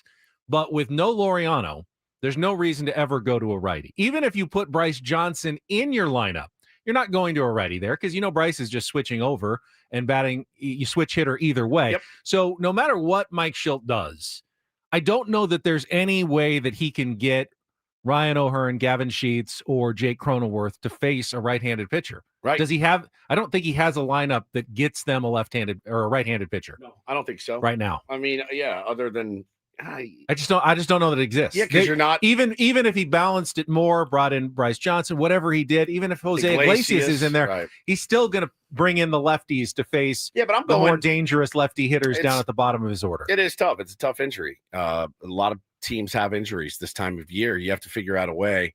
But again, we saw how I just don't know that there is a way. I mean, you have to figure out a way to win. Yeah. I don't know that there is a way to force the other manager to bring in a right-hander to face your left-handed hitters at the bottom of the order. None of them are going to do it. Right. And that's not going to change throughout the postseason. Yeah. They will have to face lefty after lefty after lefty. I don't know exactly the composition of, for sure, the bullpens the Padres could face if they keep winning, but there's no way around that for Mike Shildt, I don't believe. Yeah, for sure. No, I don't think they're, unless you want to play a guy. And again, I can't sit here and say you need to play your best players and then put a Camposano into DH today instead of Sheets. That's a panic move. That's a panic move. Bryce Johnson is defensible because of, the defense, putting him out there and his switch hitting ability, and he's come through a bit. But leaving Gavin Sheets, is got to be a tough call. And, I see, move Fermin up to the 8. I mean, are you panicked about bringing in a right-hander to face Freddie Fermin? Are you moving your best OBP guy down to 9 to get the least at bats? I mean, you already have him at 8. But if he's my one best, of your best, one of my best OBP guys, hitting him 9 isn't the worst idea. It's kind of that double leadoff once you get through, and then Toddy comes up and Arise comes up. I don't know, but yeah, it's certainly. Look, it leaves room for interpretation tomorrow if they lose the game. Certainly, there's definitely a crack there that you can look at and say. Yeah, I mean, if they had done everything and switched everything the way exactly you wanted, it would still leave room for second guessing tomorrow if it didn't work out. There's no way to avoid that either. Yeah, for sure. Or you could move Luis Ariz down in the lineup. You could, and you'd still get second guessed for that if you lose the game. You will be second guessed for everything. Then it's a panic move. You did that for the first time in this game. What were you thinking? To the 7. What were you thinking? Finally doing it now. That feels like a panic move. The only way to not lose is to win. Fermin is not a guy that's going to strike fear into Craig Counsell to have to bring in, a lefties, righties, whatever. He had a nice hit yesterday. Yep. He puts together a decent at bat, but he's a 9-hitting catcher. Yep. That's what he is. CN says I look sedated. I'm just in that mode of like getting a little bit. I was really nervous yesterday. Today, I'm not as nervous. I probably will be at game time. But yeah, I think I'm just tired of talking about it. Just want to get it on, ready to get it going. I think what spins me out the most is knowing there could be one game left and there could be 21 games left for the San Diego Padres. There's a universe in which they still have 21 more of these to play. Yeah. And I got to gear myself up for 4 more weeks of playoff baseball. But I also have to prepare myself for the possibility that the offseason starts tomorrow in 6 hours. Yeah. In less than 6 hours. Very difficult. And I'm not ready for that either. I'm not ready for 4 weeks, and I'm not ready for 6 hours either. How about a nice happy medium I'd settle on right now? But no, it's tough, dude. It is tough. The player's mentality kind of has to be the fan mentality. Try to get to tomorrow. And then we'll deal with tomorrow when we get to tomorrow. Yeah. And I have no idea what tomorrow's plan is. We don't even know when the game would be tomorrow. Yeah. If they win. We do not know when the game is. It could be at noon, it could be at 2, it could be at 3, it could be at 4:30. Yeah. And we won't know until after the Dodgers game is over tonight when the game would be tomorrow if they even win today's game. I like let's live in the moment is what I'm saying. Yeah, live in the moment, but I do like the Dodgers to probably close that one out tonight too. based on last night. It's Littell against Yamamoto in game 2. Littell's been a nice pickup for them at the trade deadline, but the Dodgers offense seems to be fairly locked in at the moment. Yep. The next game up in about 30, 40 minutes is the Tigers at the Guardians. Casey Mize will try to close it out for the Tigers against Tanner Bybee on the mound for the Guardians. We talked about their lineup with the rookie making his major league debut in center field. What's his name Chase again? DeLauder. Chase DeLauder. Going to be batting 7th. It would be like the Padres saying Ethan Salas is catching today. You're like, excuse me. He's not that young, but yes. But yeah. It would be making your major league debut in a must-win playoff situation is wild. It's wild, man. Wild. Good for him. I hope he rakes. I think that's so cool. Who's throwing for the Tigers? Casey Mize. Casey Mize. Yeah, well, okay. after Tarek Skubal, it's a bit dicey for the Tigers and their rotation. I think AJ Hinch is probably licking his chops because this is what he loves to do. He loves to deploy his bullpen and find those lanes and exploit those lanes. And then 3:08 is the Red Sox against the Yankees. Brian Bayo against Carlos Rodon. Yep.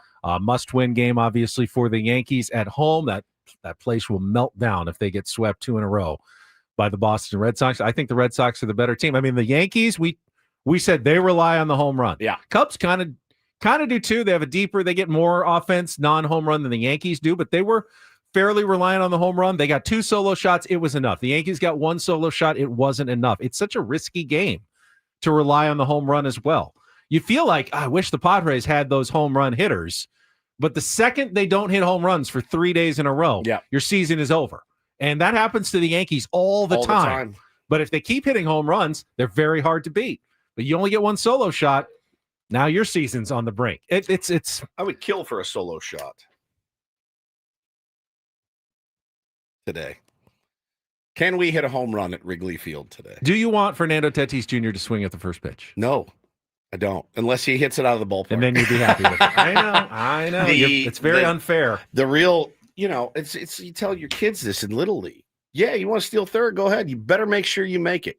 Do what you want to do, but you better make damn sure that you succeed, right? I think Shildt does that a lot. Do what you want to do. You better make sure it works.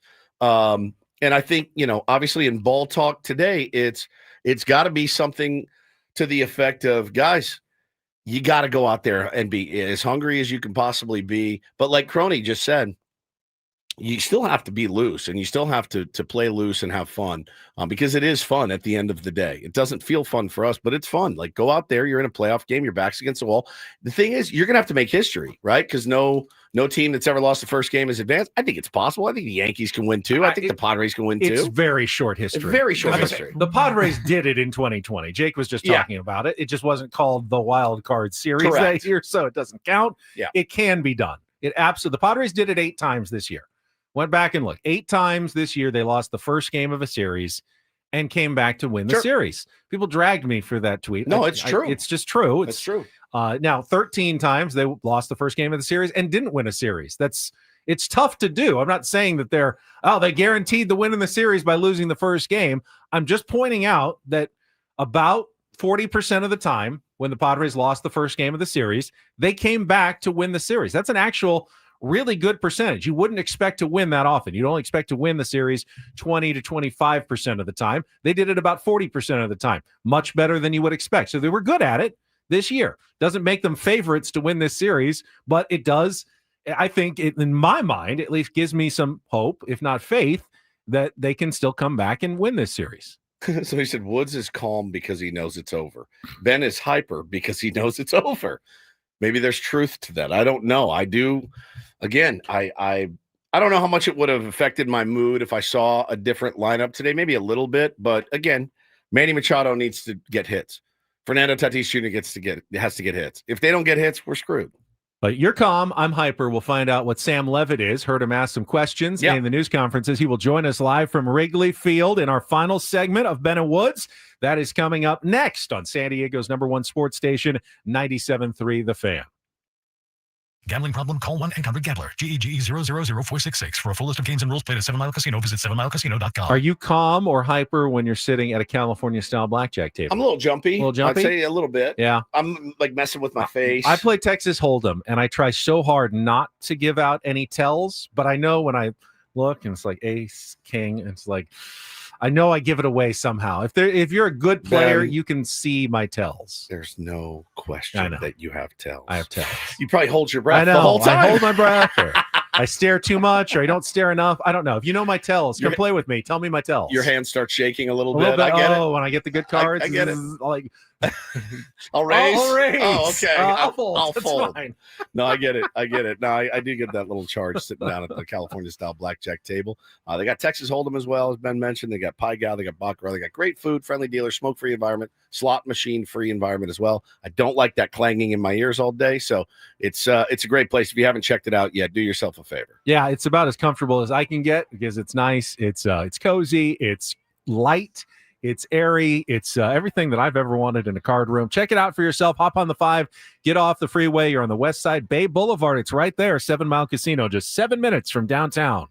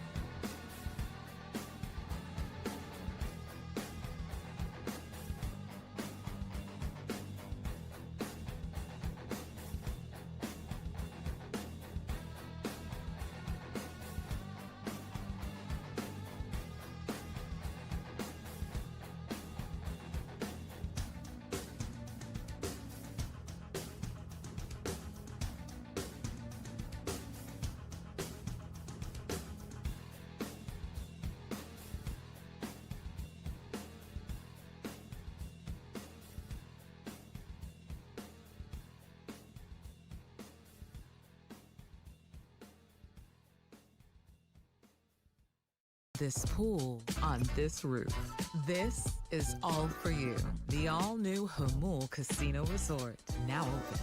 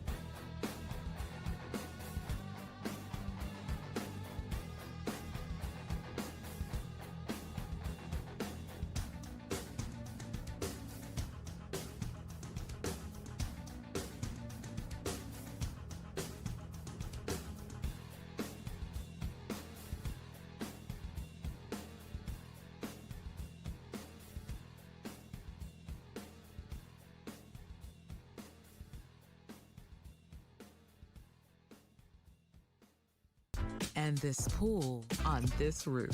This is all for you. The all-new Hamul Casino Resort, now open.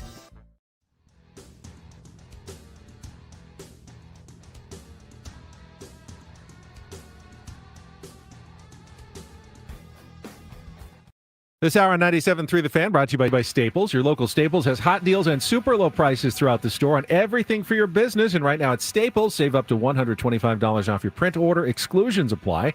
Visit staples.com/print for details. Ends 11/1, plus save even more with the Easy Rewards program at Staples. Yeah, man. Listen, it's everyone's going to be looking at Dylan Cease to get 9 outs, I think, maybe no more. But I think today, obviously, the biggest thing we want to talk about is the offense, the offensive ineptitude since game 3. But of the Dodgers series third inning or whatever it was. Last October. Outscored in the playoffs 13-1. Batting average 15 for 11, which is 135. 5 walks, 25 Ks.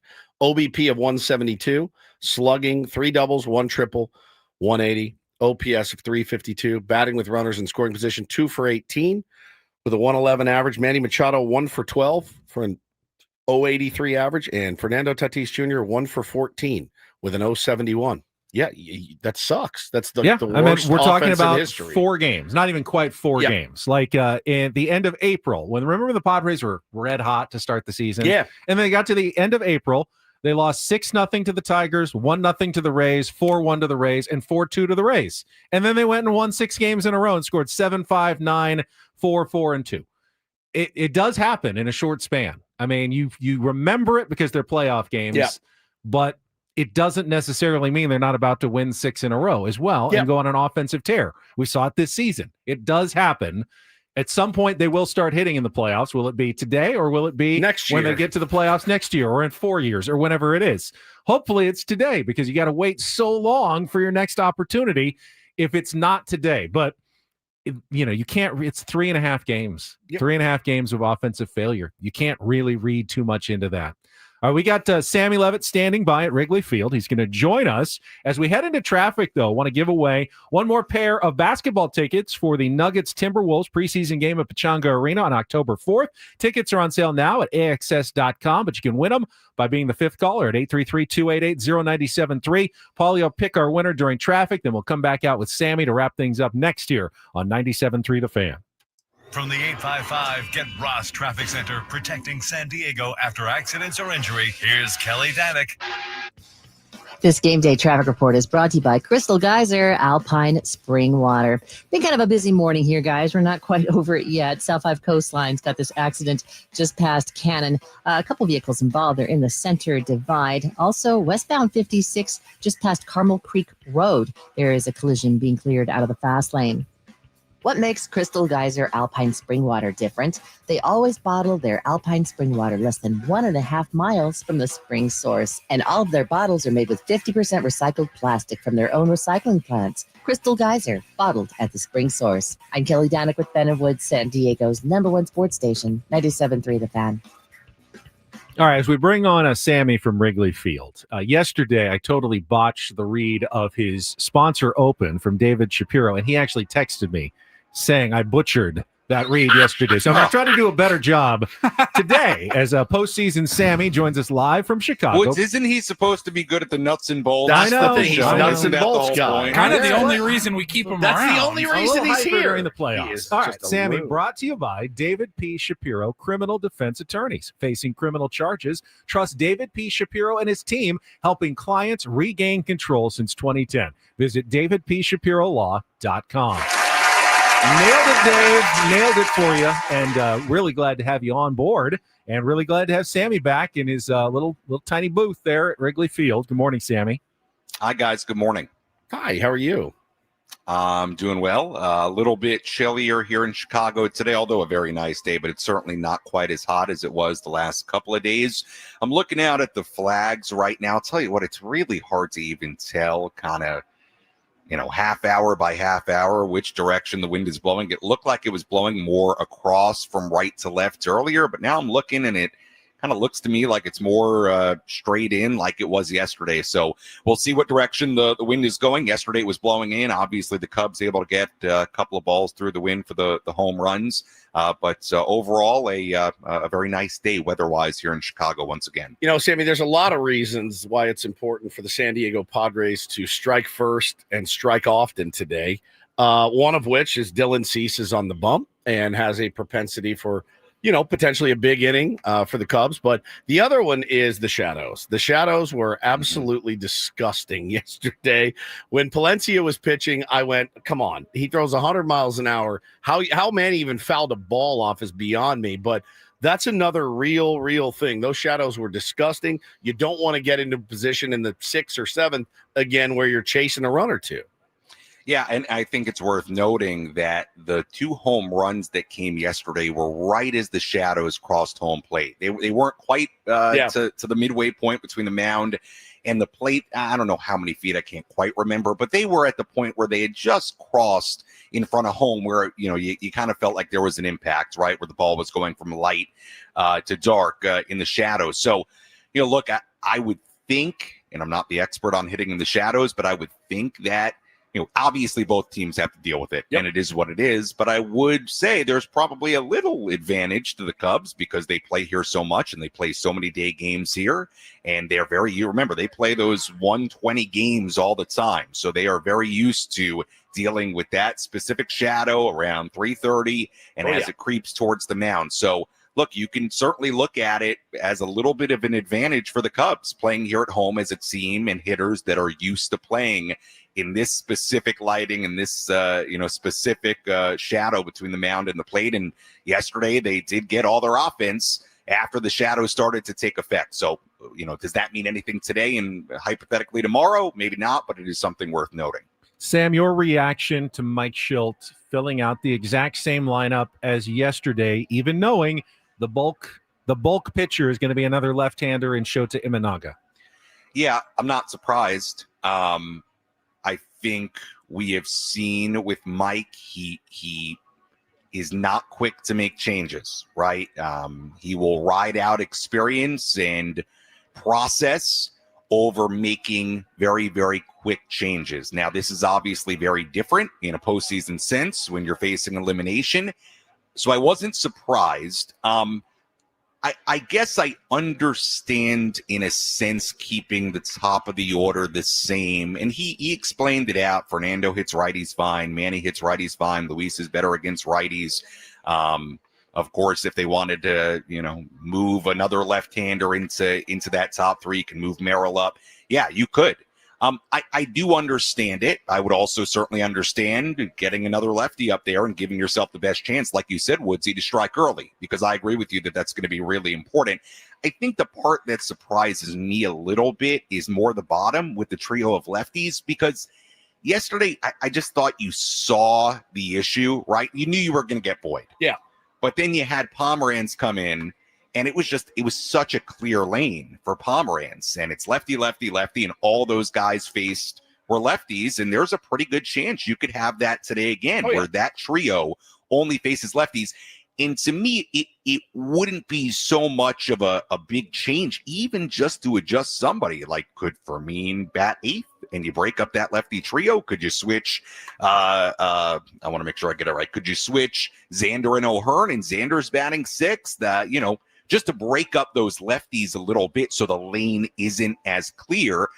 But, look, this has been the Padres this year, right? And I also thought the question, I thought Mike took the question as that he shouldn't have those lefties in there. Right. Like it should be Iglesias or Bryce Johnson in there over other guys. And I think the question was more so, would you consider just breaking them up? Yeah. So, look, I want Shildt to play. I want O'Hearn to play. I agree with that. They need the power. They need the thump. I really don't care facing elimination, lefty, righty. But, yeah, I would think they would have considered that, but they didn't. And I'm not surprised, because typically Mike is a manager who trusts experience and process. And we're going to see if it works on a day where they're facing elimination. Too late now. I liked Sam's idea of maybe switching Bogarts and O'Hearn. I know Xander, I don't want to drop him lower because he's put together good at-bats, but in the first inning, if you're putting together a rally that gets O'Hearn up 5th, does it force them to go to Imanaga right in the middle of an inning if they get to that spot? And then Xander could face a lot of lefties there. I mean, that's not the worst thing. Even if they're not bringing in a righty, then you're getting Xander, one of your hottest hitters, getting a lot of at-bats against lefties where he can do damage. I mean, Cow's already come home on that one. It's not changing the lineup for Ben today. McDonald, all right. But I did like that idea, Sam.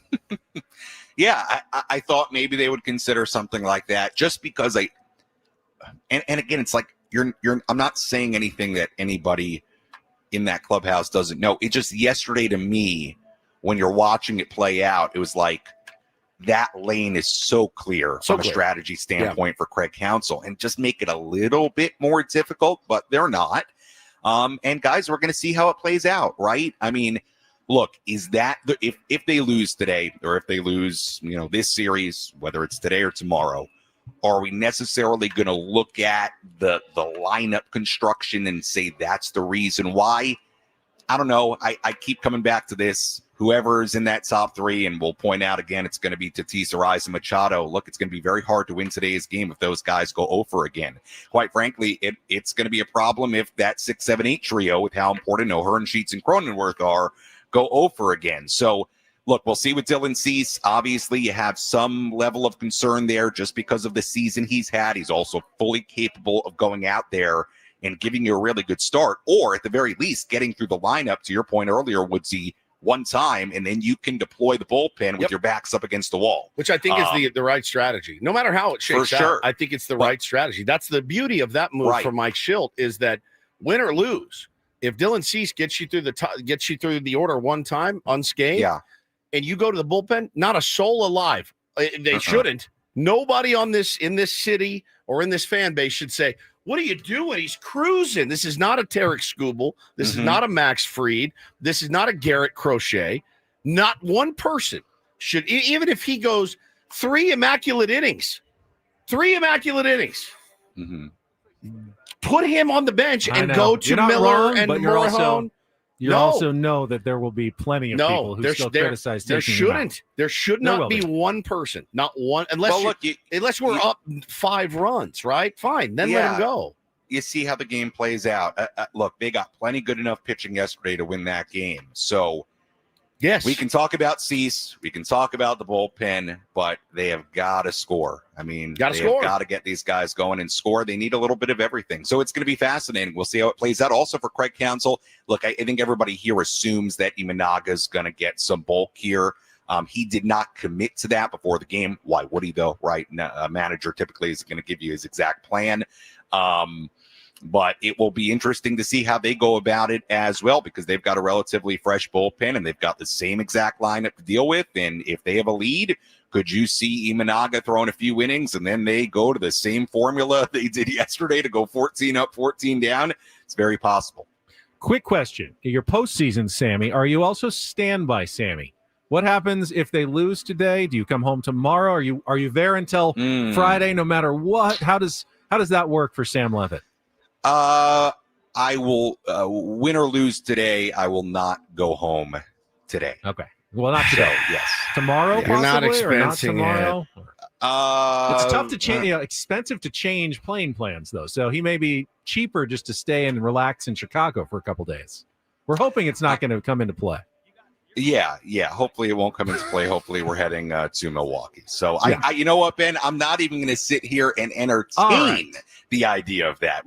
I'm thinking Milwaukee or bus until it's not Milwaukee. You're walking home. If the Padres lose today, you're walking home to San Diego, mud style. Yeah. What was the Beastie Boys song? No sleep till Brooklyn. No sleep till Milwaukee. All right, Sammy, thank you so much. We really appreciate it, and hopefully we will be talking to you tomorrow from Wrigley Field. Yes, before Game 3. There we go. There we go. All right, see you guys. Sam Levitt won't be at our viewing party today because he is in Chicago. I don't think he can get back in time for that. We will be at Park 101 watching Game 2 starting at noon today. Park 101 bi-level sports bar with a rooftop deck and huge screens, North County's best barbecue, craft cocktails, and giving away autographed baseballs and a Xander Bogaerts signed jersey, all presented by Estrella Jalisco Light Mexican Lager today at noon. Park 101, PRK 101, 3040 Carlsbad Boulevard in the Carlsbad Village. Got to turn up today, Benjamin. Yeah, there's really there's no escape hatch tomorrow for this one unless you win.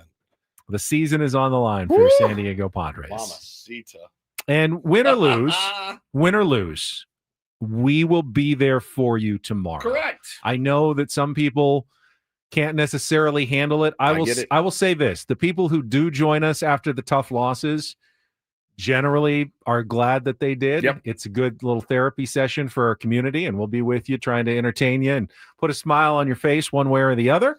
But I will try to think optimistically, and hopefully we'll be heading to a Game 3 tomorrow, and Sammy will be headed to Milwaukee over the weekend still for the Padres in the Division Series against the Brewers. But we are here for you. We are a community, win or lose. We will remain Padres fans no matter what. We will have an honest and frank discussion, though, about whatever happens in Game 2 when we rejoin you tomorrow morning at 6 a.m. We're not done yet. Said it a million times. Minute or two. Star's got a star. Yeah. It's on Manny. It's hugely on Manny. It's hugely They know on how to Fernando. do it. They do. They know how to do it. Of course. I didn't see pressing yesterday necessarily. I did. Toddy was pressing like a madman. Yeah, maybe going out to get the Tatis. ball, like going out to get it Yeah. instead of. And then when he started letting it get deep, he got locked up on that pitch by Kittredge. It's like he was not locked in at all. I Not in the didn't zone. hate Manny's early at bats, line drive, I love draw his the walk. first AB looked was I thought he fantastic. looked pretty comfortable He his did. first couple of ABs. He did. And then the shadows hit. Now I don't know Well, and exactly how to. it's Palencia in the Yeah. shadows. Like I don't really blame him for that. I mean, he hit that first ball on the And he screws. fought in that at bat too. 107 off the bat. He fought in that at bat against Palencia as well. So He did. He He did. Yeah, Tatis needs to lock in for this one. Less jumpy, still aggressive. I mean, I think he was fired up to be there. Oh, We need yeah. too fired up, if anything. Yeah, we need the, again, you need playoff Tatis that he's done it. He's done it before. He's done it Many times. Manny is not. It's true. Manny is not. You have a legacy that you need to rewrite right now, and you have opportunity to do it. I mean, all you have to do sounds easier said than done, is do what got you a $300 million deal. That's it. Not asking you for the moon. You don't have to be Shohei Ohtani. You have to come in and pitch. Do what got you your big All deal. your 9-figure players. Right. Yeah. All Go- the go out 9-figure and get it players. done today. Go out and earn Plenty your to 9 choose from. figures. That's it. That's it. Getting to the playoffs is nice, but you know what we want as fans? We want playoff wins. We will find Come out. on, please. Let's In just go. a couple of Please. hours. We'll see you out at Park 101. We'll talk to you tomorrow morning at 6 a.m. If I'm a jerk at Park 101, I apologize. Yeah, same for me. I won't be a jerk, but I will be tense. For Woodsy, for Paul, I'm Ben. Go Padres. Talk to you tomorrow morning on The Fan.